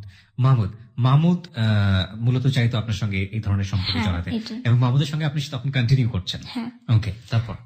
আর তখনই আমার পরীক্ষার মধ্যে আমার এই পরীক্ষা আমার এমন একটা দিনে যে আমি টোটালি রিভাইজ করা ছাড়া, আমি পড়া ছাড়া আমি পরীক্ষা দিয়ে আসছি, বোর্ড এক্সাম। ইন্টারমিডিয়েট? হ্যাঁ, ইন্টারমিডিয়েট বোর্ড এক্সাম। আমি একটা দিনও বই টাচ করতে, বই নিয়ে বসেছিলাম, বাট আমি পড়তে পারিনি। My goodness. এসএসসি তে গোল্ডেন প্লাস পাওয়া একটা স্টুডেন্ট, ইন্টারমিডিয়েটের তার কি অবস্থা? এটা অনেক পরীক্ষিত সত্য। আমি আমার স্টুডেন্ট লাইফে দেখেছি, মানে আমার সাথে পড়াশোনা করেছে এরকম বন্ধু, এসএসসি তে সুপার ব্রিলিয়ান্ট রেজাল্ট এবং খুবই ভালো রেজাল্ট, কিন্তু ইন্টারমিডিয়েটে পাশই করেনি। এরকম অনেক ঘটনা বাংলাদেশে ঘটে। যাই হোক, বলুন তারপর। আমি মেন্টালি টোটালি পিস খুঁজতেছি যে আমার একটা মেন্টাল সাপোর্ট লাগবে, আমি আর এইভাবে থাকতে পারতেছি না। আমি এক্সাম দিলাম, আমি এক্সাম দেওয়ার পর আমি প্রচুর কান্না করছি। আমি আমার টার্গেট ছিল আমি এখানেও গোল্ডেন পাবো, বাট আমি বলছি আম্মু আমি গোল্ডেন হয়তো বা পাবো না, আমি প্লাস পাবো এটুকু আমি শিওর ছিলাম, বাট গোল্ডেন পাবো না। তারপর এফবি তে এরকম ফ্রেন্ড, নিউ ফ্রেন্ড, মানে আমাকে যে রিকোয়েস্ট পাঠায় আমি সবই অ্যাকসেপ্ট করি, খেয়াল করি না। এরকম 2 জনের সাথে আমি কন্ট্যাক্ট করলাম, এফবিতেও চ্যাট করি, নাম্বার দিল, নাম্বারও চ্যাট করলাম, বাট 2 জনের মেন্টালিটি, যে 2 জনের সাথে আমি চ্যাট করলাম, কথা বললাম, মাহমুদের সাথে আমার তখন রিলেশন আছে, সেই অবস্থায় আমি দেখলাম ওদের মেন্টালিটিও একই, সবাই ফিজিক্যাল রিলেশনের ব্যাপারে ইনভলভ, মানে সবাই শুধু চায় না আমি তোমার সাথে ফিজিক্যাল রিলেশন করবো। ফেসবুকেও আমার বাজে বাজে পিক চাচ্ছে, বাট আমি দেখিনি। রোজার ঈদের পর হঠাৎ করে আমার আইডিতে একটা রিকোয়েস্ট আসে, আরিফ বিল্লাহ রাফি নামে। আরিফ বিল্লাহ রাফি মানে আমাদের এই মুহূর্তে যিনি প্রেজেন্ট আছে। ওকে। তো আমি জানি না, আমি সব রিকোয়েস্ট আমি দেখার সঙ্গে সঙ্গে একসেপ্ট করে ফেলছি, বাট ওর রিকোয়েস্ট একসেপ্ট করার আমি কেন যেন মানে একটু দ্বিধাদ্বন্দ্বের মধ্যে ছিলাম, কি একসেপ্ট করব কি করব না। কত সালে আসছে এটা? কত সালের কথা বলছেন? 2000? এই সালেই, জুলাইয়ের ঘটনা। জুলাই মাস, মানে এই কিছুদিন আগে যে জুলাই মাস গেল, হ্যাঁ, রোজার ঈদের পরপরই। ওকে। তো আমি ওর পুরো প্রোফাইলটা দেখি, ওর প্রোফাইলে ছিল ও শামসুল হক খান স্কুল অ্যান্ড কলেজ থেকে SSC pass, Cambrian school and college থেকে এইচএসসি, আর ঢাকা ইউনিভার্সিটিতে পড়ে। অনেক দ্বিধাদ্বন্দ্বের পর আমি ওকে একসেপ্ট করি, করার পরও ওর সাথে আমার চ্যাট শুরু হয়। ওই ফার্স্ট আমাকে নক করে, তো নক করার পর এরপর ও আমাকে বলে ওর আরেকটা আইডি আছে রাফেদ চৌধুরী, মানে রাফায়েদ হাসান রাফেদ নামে। তো ও আমাকে ওই আইডি থেকে আমাকে অ্যাড পাঠায়, আমাকে একসেপ্ট করি, ওর সাথে আমার চ্যাট শুরু হয়। আমি ওকে আপনি করে বলে আমাকে তুমি করে বলে, হ্যাঁ মন খারাপ। তো একদিন আমি ওর ফোন নাম্বার চাই, আমি নিজেই চাই ওর ফোন নাম্বার, আমাকে ফোন নাম্বার দেয়, আমাদের ফোনেও কথা হয়। তারপর 2-1 দিন পর ও আমার সাথে দেখা করতে চায়, আমি তোমার সাথে মিট করব আমার ফ্রেন্ড, জাস্ট ফ্রেন্ড হিসেবে। তো আমি তখন অ্যাডমিশন কোচিং করছি। ও যে রাতে আমার সাথে কন্ট্যাক্ট করে যে আমি আসবো কালকে শিওর, ও আমাকে বলছে ও 11টার দিকে আমি আসতে বলছি, আমার 11:20 পর্যন্ত এক্সাম। তো আমাকে বারবার বলতেছিল যে আমার ওয়েট করতে ভালো লাগে না, আমি টাইম মতো আসবো বাট আমার ওয়েট করতে ভালো লাগে না। আমি খুব এক্সাইটেড ছিলাম এফবিতে ফার্স্ট কারোর সাথে এভাবে ডিরেক্ট মিট করা। আমি ওকে বলছি ঠিক আছে, আমার তো এক্সাম 11:20 পর্যন্ত, আমি ট্রাই করবো যত তাড়াতাড়ি আসা যায়, প্লিজ আমার যদি লেট হয় তুমি রাগ করো না। তো ও আসলো, আমি এক্সাম দিয়ে অনেক দ্রুতই, তারপরেও ওকে আমি 20 মিনিট ওয়েট করাইছি। আসলাম, দেখা হইলো, বেলি রোড দিয়ে আমরা হাঁটতেছি, কথা বলতেছি, হাঁটতে হাঁটতে আমরা রমনায় যাই। রমনায় গিয়ে আমরা বসতেও পারিনি, এর মধ্যে আমাকে মাহমুদ বারবার ফোন দিতেছে, কোথায় তুমি? আমি বলছি আমি কোচিং করে আমি আমার ফ্রেন্ডদের সাথে আসি। রাফির ইচ্ছা ছিল ও আমার কোচিংটা দেখবে, ও আমাকে ওইখান পর্যন্ত পৌঁছায় দিয়ে ও চলে যাবে। ও চায় নাই যে আমার মাহমুদের সাথে আজ কোনো ধরনের কোনো মানে অকারেন্স হোক। আমরা মাহমুদ সম্পর্কে কি আগে থেকে জানতো? রাফি আগে হ্যাঁ, থেকে রাফিকে জানতো? আমি সবকিছুই বলছি ফেসবুকে? হ্যাঁ, ফ্রেন্ড হিসেবে আমি ওকে সবকিছু, আমার লাইফে সবকিছু শেয়ার ফেসবুকে না, ফোনে। ফোনে? ওকে। তখন আমরা রিক্সা দিয়ে যাওয়ার পর আমরা একটা মোড়ে নামি, কারণ বেশি দূর রিক্সা নিয়ে গেলে কোনো টিচারের সামনে বা আম্মুর সামনে পড়ে গেলে প্রবলেম। ওই দিন মাহমুদের টার্গেট ছিল ও আমার সাথে আবার ফিজিক্যালি রিলেশন করবে, আমি চাইনি। আমি বলছি আচ্ছা আমি কোচিং এ যাই। না, আপনারা যে এসব চাইতেন যে আপনাদের মধ্যে এই ধরনের অবৈধ শারীরিক সম্পর্ক, এটা যে হচ্ছে এটা কোথায়, আপনার প্লেস গুলো কোথায় বের করতেন? প্লেস ছিল ফ্রেন্ডের বাসা ছিল। এক্স্যাক্টলি, ফ্রেন্ডের বাসা। ওকে, বলুন তারপর। আমি কোচিং এ চলে যাচ্ছি, কারণ আমি তখন বাসাবু থেকে বাসা শিফট করে আম্মুর সাথে আম্মুর একটা সেপারেশন, ডিভোর্স না জাস্ট সেপারেশন হয়ে গেছে, দুজন আলাদা থাকা শুরু করছে। আমরা ধানমন্ডিতে চলে আসছি, সেজন্য আমি তাড়াহুড়া করে যাচ্ছি যে আমার আগে আগে বাসায় যেতে হবে, সন্ধ্যা হয়ে যাবে না হয়। ও আমাকে ফোন দিয়ে নিয়ে গেছে যে না তুমি আসো, তোমার সাথে আমার কথা আছে জাস্ট 5 মিনিট। মানে আমি চিন্তা করলাম আমার অবাক লাগে কিভাবে এটা পসিবল হয়েছে, আমি জানি না। আমার সাথে সিঁড়িতে ফিজিক্যাল রিলেশন করা। আবার আমি বের হওয়ার পর রাফি আমাকে ফোন দেয় তুমি কোথায়? আমি বলছি যে আমি এখন ওর সাথে। তারপর আমি বাসে উঠলাম আম্মুর সাথে, বাসে উঠে আমি খুব কান্না করতেছি, আমি ওকে মেসেজ দিতেছি যে আমি মরে যাবো, আমার বাঁচার কোনো ইচ্ছা নাই। তখন ও আমাকে বলতেছে কি হয়েছে আমাকে সবকিছু বলো। দেন আমি ওকে আস্তে আস্তে আমার সবকিছু বলা স্টার্ট করলাম। তো ওর ভিতরে কি হয়েছে আমি জানি না, ও আমার সাথে কথা বলতেছে, চ্যাট করতেছে উঠতেছে, আমি ওকে ওই দিনে আমি ওকে সবকিছু বললাম। তারপর 25 তারিখ, জুলাইয়ের 25 তারিখ, মানে ও আমার সবকিছু জানে, আমি ওকে ফোনে সবকিছু বলছি মেসেজে। 26 তারিখ হঠাৎ করে মানে ওর কথাবার্তা শুনে আমার কেন যেন মনে হচ্ছিল ও আমাকে লাইক করে। হ্যাঁ, রাফি আমাকে লাইক করে। তো আমি তখন 26 তারিখ মানে 12টার পর রাত্রেবেলা, 25 তারিখ রাত 12টার পর আমি ওকে জিজ্ঞেস করলাম মেসেজ দিয়ে যে ডু ইউ লাভ মি? তো রাফি তখন বললো যদি বলি হ্যাঁ। তো আমি বলছি না আমি হ্যাঁ না, আমি ডিরেক্ট অ্যান্সার চাই, হ্যাঁ অথবা না। তখন আমাকে বললো হ্যাঁ আই লাভ ইউ। দেন ও আমার কাছে জানতে চাইলো, বাট আমি কনফিউজ, আমি জানি না আমি লাভ করি কিনা। আমি বলছি দেখ আমি জানি না, আমি বলতে পারবো না। আপনি যে তখন মাহমুদের প্রতি ফলেন, মাহমুদ আপনার জীবনে আছে, সেটা তো রাফি জানতো? হ্যাঁ, সব জানতো। জানার পরে সে আপনাকে কিভাবে প্রপোজ করে? প্রপোজটা আমি জানি না ও কেন করছে, মানে আমি ওকে জিজ্ঞেস করছি, ও আমাকে হ্যাঁ বলছে।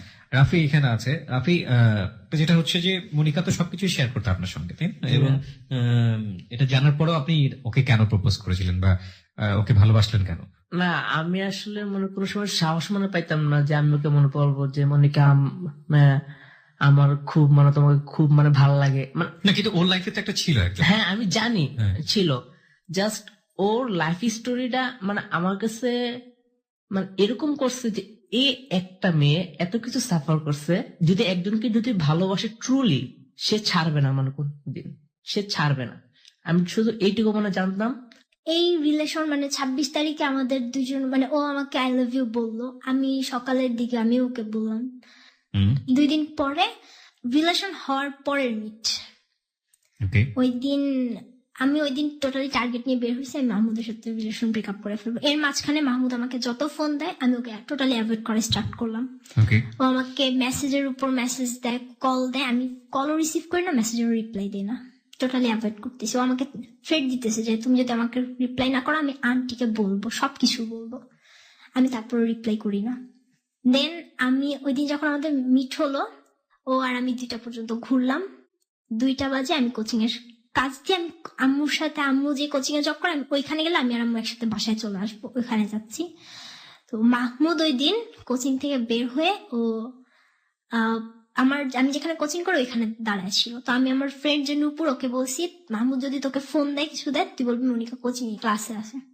আর কিছু বলবি না। তোকে যদি রাস্তায় দেখে বলে, বলবো অফিস রুমে কাজ করতেছে, তো তুই মানে ও এখন দেখা করতে পারবে না, ও আসবে পরে। ও যেন মাহমুদ যেন আমাদেরকে দেখতে না পায়, আমরা অন্য দিক দিয়ে চলে যাচ্ছি। এর মধ্যে মাহমুদ আমাকে ফোন দিছে, কোথায় তুমি? আমি এর মধ্যে ওকে বলছি আমি তোমার সাথে রিলেশন রাখবো না, আমার ভালো লাগে না। আমি রাফিকে পাঠাই দিলাম যে তুমি সামনে চলে যাও, এদিকে দাঁড়ানো, দেখলে প্রবলেম হবে। ও আসলো। তো এর মধ্যে মাহমুদ বলতেছে আন্টি আমাকে বলছে তুমি আমার সাথে কোচিং এ যাওয়ার জন্য। আমি আন্টিকে সবকিছু বলছি, আন্টি সব জানে। তার 2 মিনিট আগে আমার সাথে আম্মুর কথা হয়েছে, আমি বলছি আম্মু আমাকে কথা কিছু বলে নাই, তুমি যাওয়া লাগবে না, আমি একাই যেতে পারবো। ও আমার পিছন পিছন আসতেছে, দেন আমাকে বারবার রিকোয়েস্ট করতেছে মনিকা প্লিজ তুমি যাও, আমি জানি তোমার রাফির সাথে তোমার কিছু একটা হয়েছে। আর ও আমাকে আরেকটা কথা বলতেছে, মাটির কথা তুলে, যে মাটি আমাদেরকে সেদিন দেখছে, মাটি বলছে রাফি মাটির সাথে, মাটিদের ক্লাসে পড়ে, মাটি যে ব্যাচে কোচিং ক্লাস করে সেই ব্যাচে রাফি মাটির সাথে কোচিং করে। আমি বলছি ও যা ইচ্ছা তাই করে, তোমার সমস্যা কি? তোমার কাছে তো আমার কৈফিয়ত দিতে হবে না। এটা বলে তো রাস্তায় আমার গলা টিপে ধরে মাহমুদ। হ্যাঁ মাহমুদ। তারপর আমরা গেলাম, ও রাফির সাথে দেখা। ও রাফির সামনে একটা ছুরি নেয়, মানে রাস্তায় যে টং দোকানগুলো থাকে ওখানে যে ছুরি থাকে, একটা ছুরি নেয়, নেয়ার পর ছুরিটা নিয়ে কতক্ষণ নাড়াচাড়া করে আবার রেখে দেয়। এরপরে আম্মুর কাছে যায়, গিয়ে আম্মুকে অনেক উল্টাপাল্টা কথা বলে যে আম্মু তখন জানে যে আমার কারো একজনের সাথে রিলেশন আছে, বাট কার সাথে সেটা আম্মু জানতো না। তো আম্মুকে বলে যে আন্টি আপনি তো জানেন একজনের সাথে আপনার মেয়ের রিলেশন, সেই ছেলেটা আমি। ও আম্মুর পা ধরে কান্নাকাটি করে। পরে আম্মু বলে দেখো এটা কখনোই পসিবল না, তুমি একটা ছোট ওর যে জুনিয়র একটা ছেলে, তুমি কিভাবে ওর সাথে রিলেশন করো, এটা তো কখনোই হইতে পারে না। ও আম্মুকে অনেক উল্টাপাল্টা কথা বলে। ও বলে আমি ওর বাসায় গেছি, ওর সাথে আমার মানে হাজব্যান্ড ওয়াইফের মধ্যে যে ধরনের সম্পর্ক হইতে পারে ওর সাথে আমার সব হয়েছে, শুধু বিয়ে করাটা বাকি। এর মধ্যে এই করতে করতে আমরা রাস্তা দিয়ে যখন যাচ্ছি তখন মাহমুদ একটা সিন ক্রিয়েট করে, একটা গাড়ি আসতেছিল, ও গাড়িটার সামনে চলে যায়, গাড়িটাকে ধাক্কা মারে। ও কিছুই হয়নি, জাস্ট হাত একটু ছিলে গেছিল। তারপর ও যে এলাকায় ছিল কলোনিতে, ওইখানে ওর বড় ভাই যারা আছে, ওরা বলে বড় ভাই ইসি, ওনারা কয়েকজন চলে আসে, তো সম্পূর্ণ জানতে চায় ব্যাপার কি ইসি। তো আমি বললাম যে দেখেন এরকম তেমন কোনো কিছুই না। আম্মু বলে যে দেখেন তেমন কোনো কিছুই না, কোচিং এর পরে এখন এরকম করতেছে। রাফি তখন আমাকে আর আম্মুকে পাঠায় দেবে যে আপনারা যান, আমি এদিক সামলাচ্ছি। আমি আর আম্মু বাসে উঠে চলে আসি। তারপর থেকে আমার রাফির সাথে কন্টিনিউয়াসলি যাচ্ছে। আম্মু জানে, আম্মু আমাকে জিজ্ঞেস করছে ও কি করে না করে। রাফি আমাকে যেটা বলছে যে ও AIUB থেকে ও BBA কমপ্লিট করছে সফটওয়্যার ইঞ্জিনিয়ারিং এর উপরে, ওর MBA করবে। তো আমি আম্মুকে সেগুলাই বলি। এর মধ্যে রাফি আমাকে বলছে ওর ফ্যামিলিতেও জানাই দিছে। আম্মু বিলিভ করতো না, আম্মু কোনো ছেলেদের বিলিভ করে না। মাঝখানে যেটা হয়েছে, ওকে একদিন আমি আমার বাসায় আনি, আমাদের কোনো কিছুই না, জাস্ট আমাদের ইচ্ছা ছিল জাস্ট আমরা এমনি জাস্ট হাগ করবো, কিস করবো, এতটুকুই। বাট ওই দিন আনফর্চুনেটলি ওর সাথে আমার ফিজিক্যাল রিলেশন হয়ে যায়। টোটালি ওরও কোনো ইচ্ছা ছিল না, আমারও কোনো ইচ্ছা ছিল না।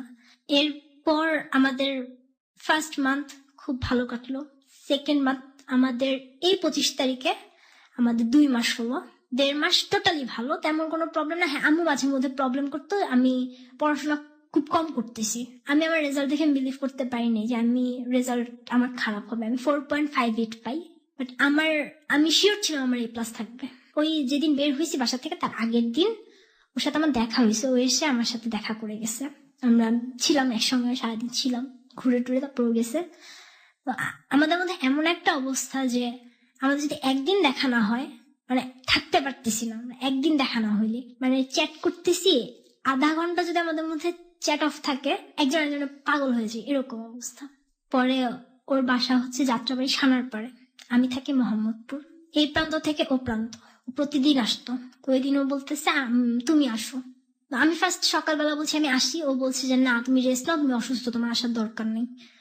তারপরে 12টার দিকে ও বলতেছে না তুমি আসো, কি যেমনে পারো যত তাড়াতাড়ি পারো আসো। তো পরে আমি খুব তাড়াহুড়ো করে রেডি হয়ে আমি গেলাম। যাওয়ার পর ওর ফুপুর বাসায়, ওর ফুপুরা গ্রামে চলে গেছে, আমি ওর ফুপুর বাসায় গেলাম। আমার ইচ্ছা ছিল হচ্ছে 1-1.5 ঘন্টা থাকার পর আমি ব্যাক করবো। তো ও বললো আমাকে যে তুমি কি যাবা। আমার না কেন যেন মানে ওর ওইখান থেকে আমার আসতে ইচ্ছা করতেছিল না।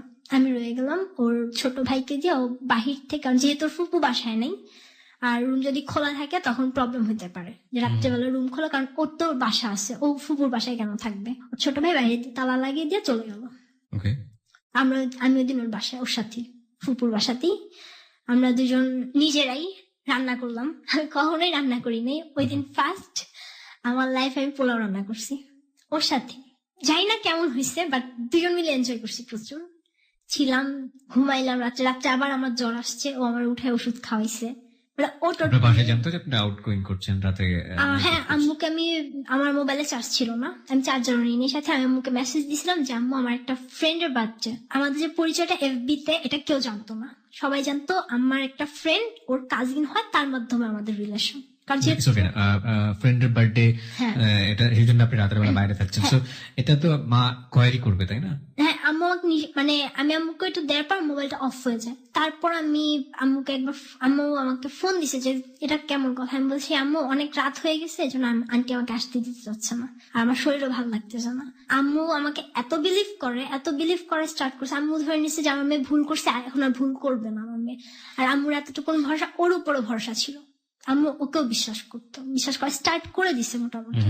তো আমি তারপর থাকলাম, ওই দিন রাত্রে ছিলাম, পরের দিন সকালবেলা চলে আসবো এরকম প্ল্যান। ওর ভাই আসলো, তো দরজা খুলছে, আসছে, বলতেছে, ওর ভাই এসে বলতেছে ভাইয়া বের হও, তাড়াতাড়ি যাও ইয়া। তো আমাকে বলছে তুমি এখন যাবে না বিকালে যাবা? আমি ডিসিশন নিতে পারতেছি না, আমি বলছি তুমি বলো। তো ও বলতেছে তোমার ইচ্ছা। তো আমি বলছি ঘুরবো না আজকে, আমি এখানে আসছি, ঘুরি তো নেই। পরে বলছে আচ্ছা তাহলে বিকালেই যাই, বিকাল বেলা আমি তোমাকে বাসে উঠাই দিয়ে আসবো। রইলাম, বিকালে বের হব কিভাবে, ওর ভাই যখন চলে গেল, যাওয়ার পর দরজা খোলা রেখে গেছে, আমাদের বের হওয়ার কথা, আমরা একটু বের হব, ঘুরবো, ঘুরে টুরে আমাকে বাসে উঠাই দিবে। এর মধ্যে ওর ভাই যাওয়ার 5 মিনিটের মধ্যে ওর আম্মুর বাসায় চলে আসছে। লুকানোর কোনো জায়গা নেই, ও আমাকে খাটের নিচে ঢুকাইছে, আমি খাটের নিচে ঢুকছি। তো ওর আম্মু সন্দেহ করতে পারছিল যে নিশ্চয়ই কিছু একটা আছে।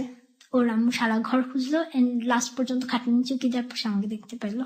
দেখার পর উনি আমাকে মানে বের করলো খাটের নিচ থেকে। তো আমার পরিচয় জানতে চাইলো, তখন আমি জানতে পারলাম যে রাফি আমার সাথে অনেক কিছু মিথ্যা কথা বলছে। তখন আমি জানতে পারলাম যে ও মাদ্রাসায় পড়ে, ও ক্লাস 9-এ পড়ে, ওর ফ্যামিলিতে কিছুই জানে না আমার সম্পর্কে, টোটালি কিছুই জানে না। ওকে ওকে। তো দেন ওর আম্মুকে মারছে হালকা পাতলা, কারণ শাসন যা করবে একটা মেয়ের সাথে, একটা ছেলে একটা রুমে বলছে, আমার পরিচয় জানতে চাইছে, আমাকে অনেক কিছু বলছে। যাই হোক আমি ওইগুলো নিইনি, পাত্তা দেইনি। আমার জাস্ট এতটুকু খারাপ লাগছে যে আমি কি সত্যিটা শুনলে কি আমি আগাইতাম না? আমি তো একটা ট্রু মানুষ চাইছিলাম, আমি তো কোনো ফলস কোনো নেগেটিভ কোনো কিছু নিয়ে চাইনি। আমি তো আমার লাইফের সবকিছু একদম ট্রু যেগুলো টোটালি সবকিছু বলছি, বাট ও আমার কাছে এটা হাইড করে গেছে। কেন গেছে ওই দিন? তখন আমি ওই মুহূর্তে চাইলে আমি তখন চলে আসতে পারতাম বের হয়ে। দেন ওর আম্মু বাহির থেকে আমাদেরকে লাগায় রেখে, তালা দিয়ে রেখে আম্মু চলে যায়। যাওয়ার পর ও আমার পায়ের মধ্যে ধরে অনেক কান্না করে, যেটা আমি সহ্য করতে পারিনি। মানে আমি বিশ্বাস করলাম একটা ছেলে এভাবে কিভাবে কান্না করে। আমি আমার লাইফে কিচ্ছুই পাইনি, জাস্ট আমি একটু লাভ পাওয়ার জন্য, জাস্ট একটু ভালোবাসার জন্য আমি তোমার কাছে এটা চাইছি।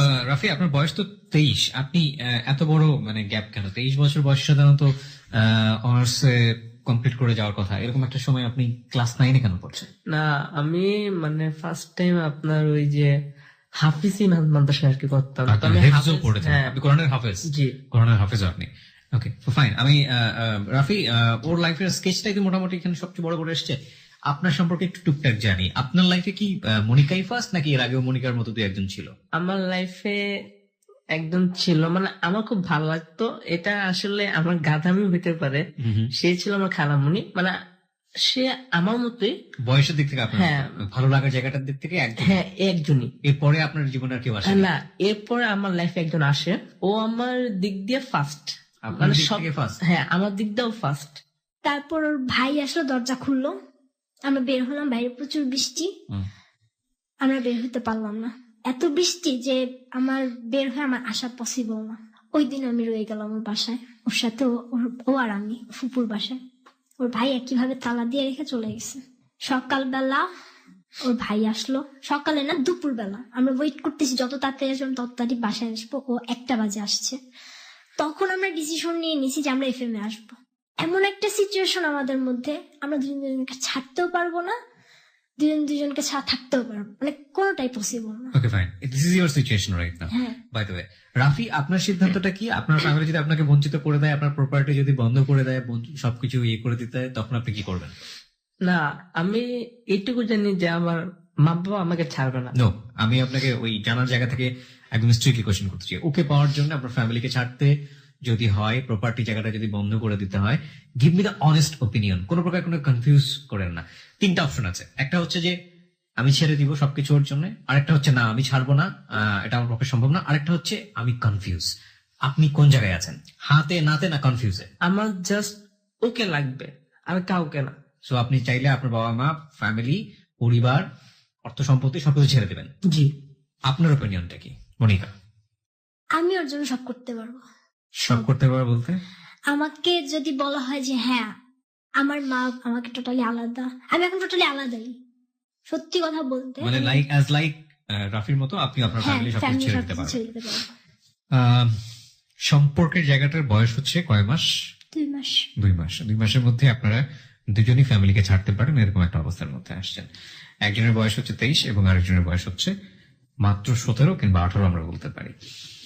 এরকম একটা জায়গাতে আসলে আমার মনে হয় যারা শুনেছেন আজকের এই এপিসোডটা, তারা কেউই ওদেরকে বলবেন না যে ওরা ওদের জায়গাতে ঠিক আছে এবং ওরা বিয়ে করতে পারে, ওদেরকে মত দেওয়া উচিত। কিন্তু এটাও ঠিক যে ওদেরকে ডিটাস্ট করা বা ওদেরকে এই জায়গাটা থেকে আলাদা করার জন্য ওদের সাথে রাফ বিহেভ করলে সেটা রেজাল্ট কি হবে সেটা মনিকার জীবন অতীতে বহুবার আপনারা জেনেছেন বা ঘটেছে। আলটিমেটলি প্যারেন্টসদের এখানে কি আচরণ করা উচিত বলেন?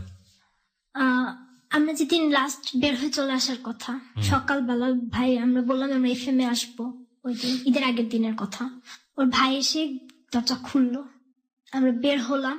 বাট বের হওয়ার পর এমন সিচুয়েশন, মানে ঈদের আগের দিন বাস ভাড়া অনেক বেশি, আমাদের কাছে টাকা নেই, সন্ধ্যা হয়ে গেছে, ও আমাকে একা ছাড়বে না, কিছুতেও আমাকে যাত্রাবাড়ি থেকে মোহাম্মদপুর একা আসতে দিবেই না। আমি চলে আসতে চাইছি, ও পাগলের মতো আমাকে বলছে আমি তোমাকে মতিঝিল পর্যন্ত দিয়ে আসি। আমরা বাসে উঠে গেছি, সায়দাবাদ পর্যন্ত আসার পর বলে তোমার আজকে যাওয়ার দরকার নেই। আমি ব্যাক করিনি, আম্মুকে বলছি যে আম্মু আমার একটু প্রবলেম হয়েছে, আমি কালকে সকালবেলা চলে আসবো, পরদিন ঈদ। তো ওই দিন আমি ওর এলাকায় ঘুরছি, ওই আগের দিন যে কারণে সন্ধ্যা হয়ে গেছিল, ওদের গরু কিনে নিয়ে আসছে, আমাকে ওইটা দেখাইতে নিয়ে গেছে। আসার পর আমার ফ্রেন্ডের কাছ থেকে টাকা ম্যানেজ করছি, 200 টাকা ম্যানেজ করছি যে আমাদের আজকে রাতটা থাকতে হবে, আমরা বাসায় যাব না, বাইরে থাকবো। তো ওর একটা ফ্রেন্ডের সাথে ও কন্ট্যাক্ট করে, বাট কোথাও থাকা পসিবল না। শেষে আমরা ডিসিশন নিয়ে আমরা চিটাং রোডের যে বাস স্ট্যান্ড আছে আমরা ওইখানে থাকবো।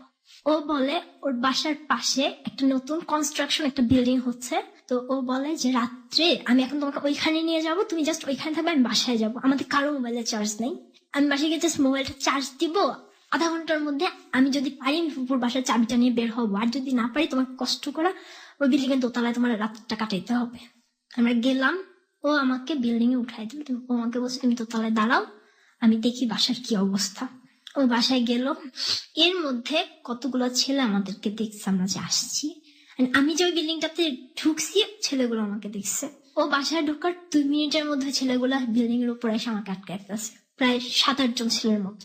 ওই ছেলেগুলো ওকে গিয়ে নিয়ে আসছে উপরে, নিয়ে আইসা আটকাইছে, বলতেছে আমাদের দুজনকে একসাথে পাইছে, আমরা খারাপ কাজ করার জন্য আমরা এখানে কনস্ট্রাকশন বিল্ডিং এ উঠছি।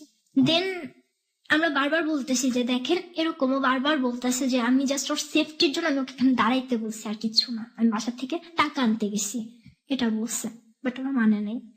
ওরা ওকে আড়ালে ডাইকানি ওর কাছে টাকা চাইছে, বলছে 1000-2 এর মতো যদি টাকা দেয় ওরা আমাকে ছেড়ে দিবে আমাদের দুজনকে, বাট ও টাকা দেয় নাই। ও বলছে আমার ফ্যামিলি সবই জানে, কি করবা করো।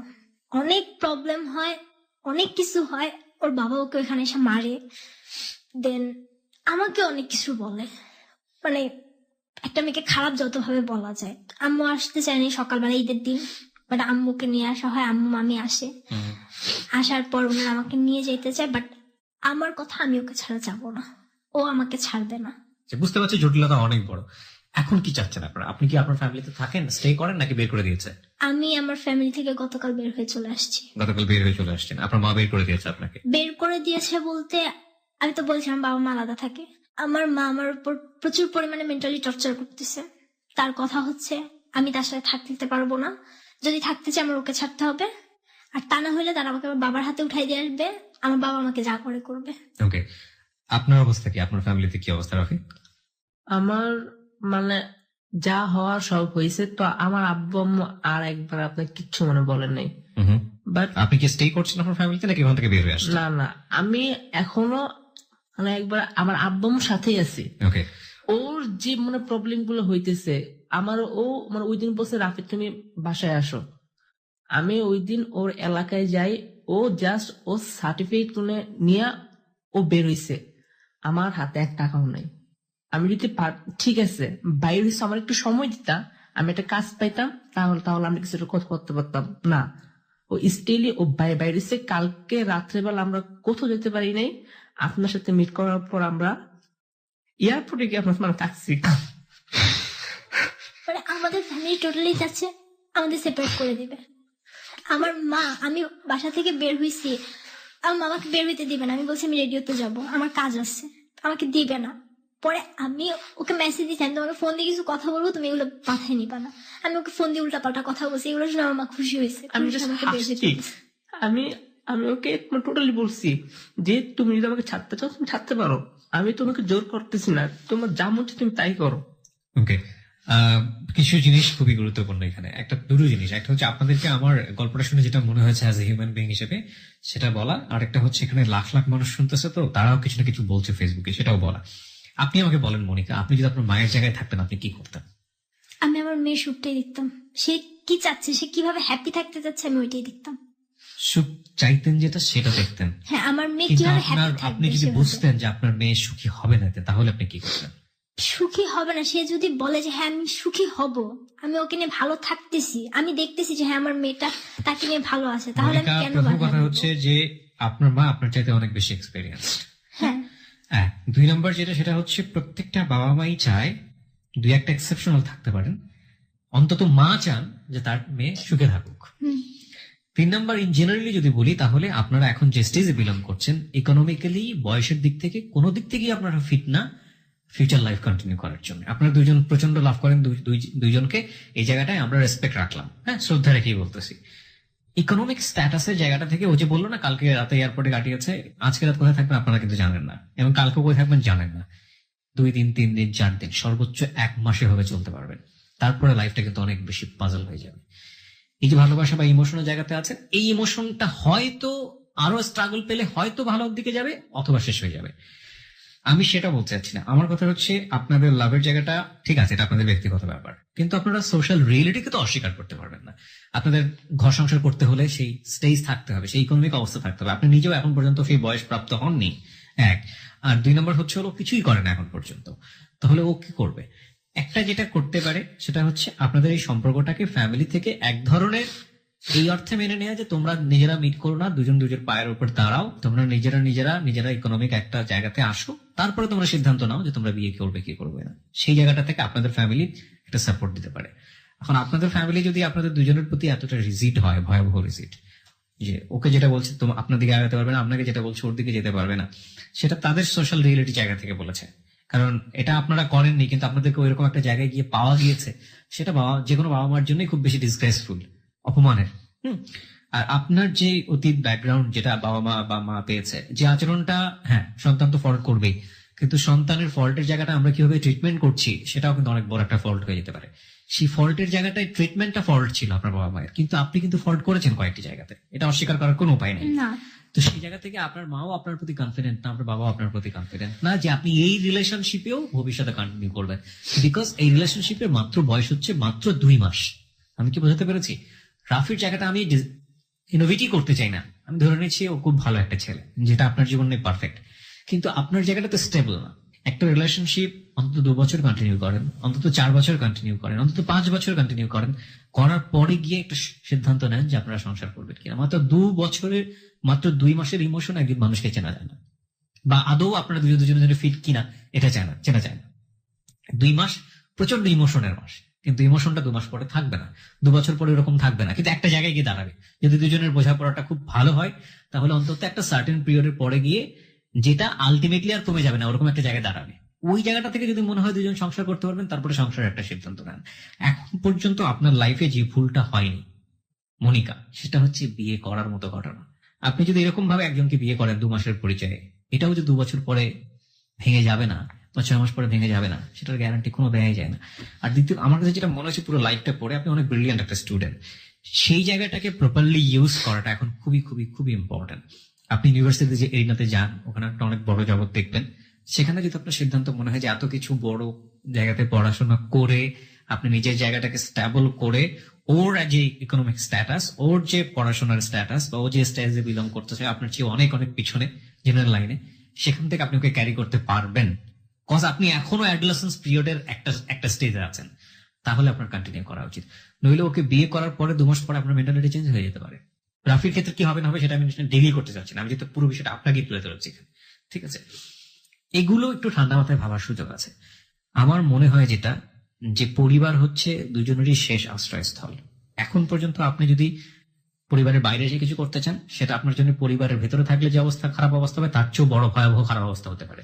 আপনার জন্য স্পেশালি বলছি, বাংলাদেশের কন্টেন্টসটা কিন্তু ওর জন্য তেমন একটা টাফ নাও হতে পারে। একটা ছেলেও ওর গায়েগত শক্তি আছে, ঠেলা গাড়ি চালিয়ে হলেও যে কোনো একটা জায়গা তৈরি করে নিতে পারবে, কিন্তু সেটা করে একটা সংসার লিড করার মতো মেন্টালিটি ক্যাপাবিলিটি ওর আদৌ আছে কিনা সেটা কিন্তু একটা অনেক বড় চ্যালেঞ্জ। হ্যাঁ, আমার মনে হয় Monika, you should go back your family. মা যেহেতু আপনার সঙ্গে থাকে, মাকে খুব ভালো করে বোঝান, ওকে সাথে করে নিয়ে যান যে ঠিক আছে আমরা সিদ্ধান্ত নিয়েছি যে আমরা একটা লং টাইম যোগাযোগ রাখবো না, বা খুব মিনিমাম টাইপের যোগাযোগ যদি আপনারা গোপন ভাবে রাখতে চান রাখতে পারেন। ফ্যামিলিকে বলেন যে না, আমরা সিদ্ধান্ত নিলাম যে আমরা সেটেল হয়ে যাচ্ছি ফর দ্য ফ্যামিলি, আপনি আপনার ফ্যামিলিতে থাকেন।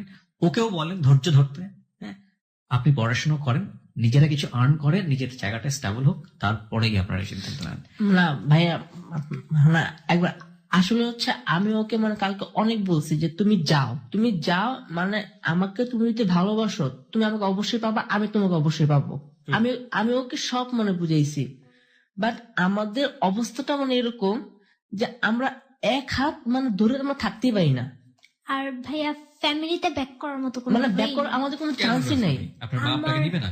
হ্যাঁ অবভিয়াসলি নিবে না, কারণ আমি এখন আমার মা জানে আমি একটা না ও বাহিরে আর তার চেয়ে বড় কথা হচ্ছে আমার মা আমাকে যা বলতেছে তার চেয়ে বেশি প্রেশার আসতেছে আমার মামা মামির দিক থেকে। আমার মামি আমাকে যা তা কথা বলে গেছে। This is not a fact. এই সিচুয়েশনে যে কেউই সেটা বলবে, আপনার বয়স মাত্র 17, আপনি ইন্টার পাস করেছেন মাত্র কিছুদিন হলো, আপনি ইউনিভার্সিটি অ্যাডমিশন নেবেন, এরকম একটা স্টেজে জীবনে এতগুলো বড় বড় ঘটনা, যে কেউই এটা বলবে।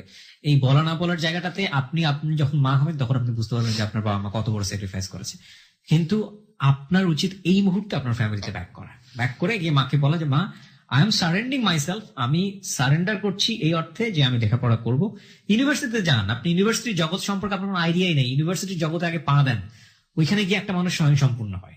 হ্যাঁ, তার আগ পর্যন্ত শুধু ওই ইমোশন স্টেজটাই গ্রো করে মানুষের মধ্যে। আমি ওরে এটা বারবার বলতেছি যে আগে আপনি তুমি যখন যাও, বিশ্ববিদ্যালয়ে পা দিবেন, আপনি যখন দেখবেন যে এটা একটা বিশাল সমুদ্রের মতো জায়গা, তখন আপনার মেন্টালিটিটা কি থাকে ওর জন্য বা আপনার ফ্যামিলির জন্য, এটাই হচ্ছে আপনার রিয়েল লাইফ। ইউনিভার্সিটিতে ফার্স্ট ইয়ার সেকেন্ড ইয়ার পার করেন, হ্যাঁ 2-একটা টিউশনে নিজেও করতে পারবেন, একটা ভালো জবে ঢোকেন, পার্ট টাইম জবও হতে পারে, এবং ওর যে পড়াশোনা ও কতটা আপনার প্রতি ডেডিকেট, ওকে নিয়ে আদৌ চলতে পারবেন কিনা, আপনার একটা সোশ্যাল ক্লাস দাঁড়াবে, একটা স্ট্যান্ডার্ড দাঁড়াবে, সেখান থেকে আপনি ওকে নিয়ে চলতে পারবেন কিনা তখন সিদ্ধান্ত নেন। এখনই মাত্র এরকম একটা মাত্র 2 মাসের পরিচয়, আমি ধরে নিচ্ছি রাফি খুব ভালো ছিল এবং আপনার জন্যই পারফেক্ট, আপনি পারফেক্ট মানুষ পাননি পুরো জীবনে, আপনি বঞ্চিত হয়েছেন বিভিন্ন ভাবে, ঠিক আছে, বাট সেটার জন্য তো আপনার ওকে জাজমেন্টের একটা সময় নেওয়া উচিত, সময়কে ছেড়ে দেওয়া উচিত। ফ্যামিলি যে অবস্থা তৈরি করেছে সেটা আপনার জন্যই হয়েছে, so you have to meet that kind of difficulties. সো আপনি যান, ফ্যামিলিতে ব্যাক করেন, এটাই আমার মনে হয় লিসনারদের কাছ থেকে একটা বেস্ট সলিউশন আসবে। হ্যাঁ, এছাড়া আর আসলে কিছু বলার নাই। ওকে, আমি দুজনের কাছে জানতে চাই, মনিকা আপনার কাছে আগে, যে আপনারা এই স্টোরিটা খেলো 8920 কেন বলতে আসলেন? আসলে ভাইয়া আমি জানি না, আমরা হয়তো এখানে কিছু আমার ভুল ছিল, আমি চাচ্ছি আমার মতো এরকম ভুল যেন কোনো মেয়েরা না করে। আমি অনেক আমি আমার লাইফের, হ্যাঁ আমি একটা রিলেশনের পর আমি নিজে সাফার হওয়ার কারণে আমি আমার বাবা মাকে অনেক কষ্ট দিয়ে ফেলছি। আমি আমার নিজের লাইফ নিয়ে বলতে পারি যে আমি আগেও বলে গেছি আমি আমার নিজের লাইফ নিয়ে খেলছি। রাফি, কেন মানে মাত্র 2 মাসের পরিচয়ে এত একটা রিস্ক নেওয়া, এরকম এফএমে এসে লোকজনকে সব বলে দেয়া, এবং this will be a great document for your whole life. জীবনের যে কোনো একটা স্টেজে গিয়ে আপনি হয়তো অনেক দূরে অন্য একটা জায়গায় চলে যাবেন, কিন্তু রেডিওর এই শোটা আপনার সারাটা জীবন এই জায়গাটাই থামিয়ে রাখবে। তো এইরকম একটা রিস্ক, এরকম একটা বলার জায়গাটা নিজের থেকে মানুষজনের কাছে এসে নিজের ওকে চাওয়া কেন? আমি শুধু এই জন্য আসছি যে মানে সবাই মানে ভাবতেছে যে আমরা জাস্ট পাগলামি করতেছি, যে আমরা পাগল, এবং এটা সবাই বলছে যে আমরা একটা পাগল। আমরা জাস্ট এই জন্য আসছি না, আমরা আমাদেরকে চাই, কোনো না কোনো ভাবেই হোক, মানে সবাই জানি মানে আমাদেরকে একসাথে থাকতে দিক। যারা ফ্যামিলি আছেন, যারা আজকের এই অনুষ্ঠানটা শুনলেন কিংবা ডাউনলোড করে শুনবেন, সবাইকে আমরা একটা রিকোয়েস্ট করব, যদি রাফির সাথে আপনারা সম্পর্কটা বা মনিকার সাথে সম্পর্কটা নাই মানেন, তাহলে ওদেরকে খুব সুন্দর করে ধীরে ধীরে কাউন্সেলিং করেন, খুব সুন্দর করে অল্প অল্প করে বোঝান, কিন্তু কোনো রাশ আচরণ করেন না। আমরা শেষ করতে চাই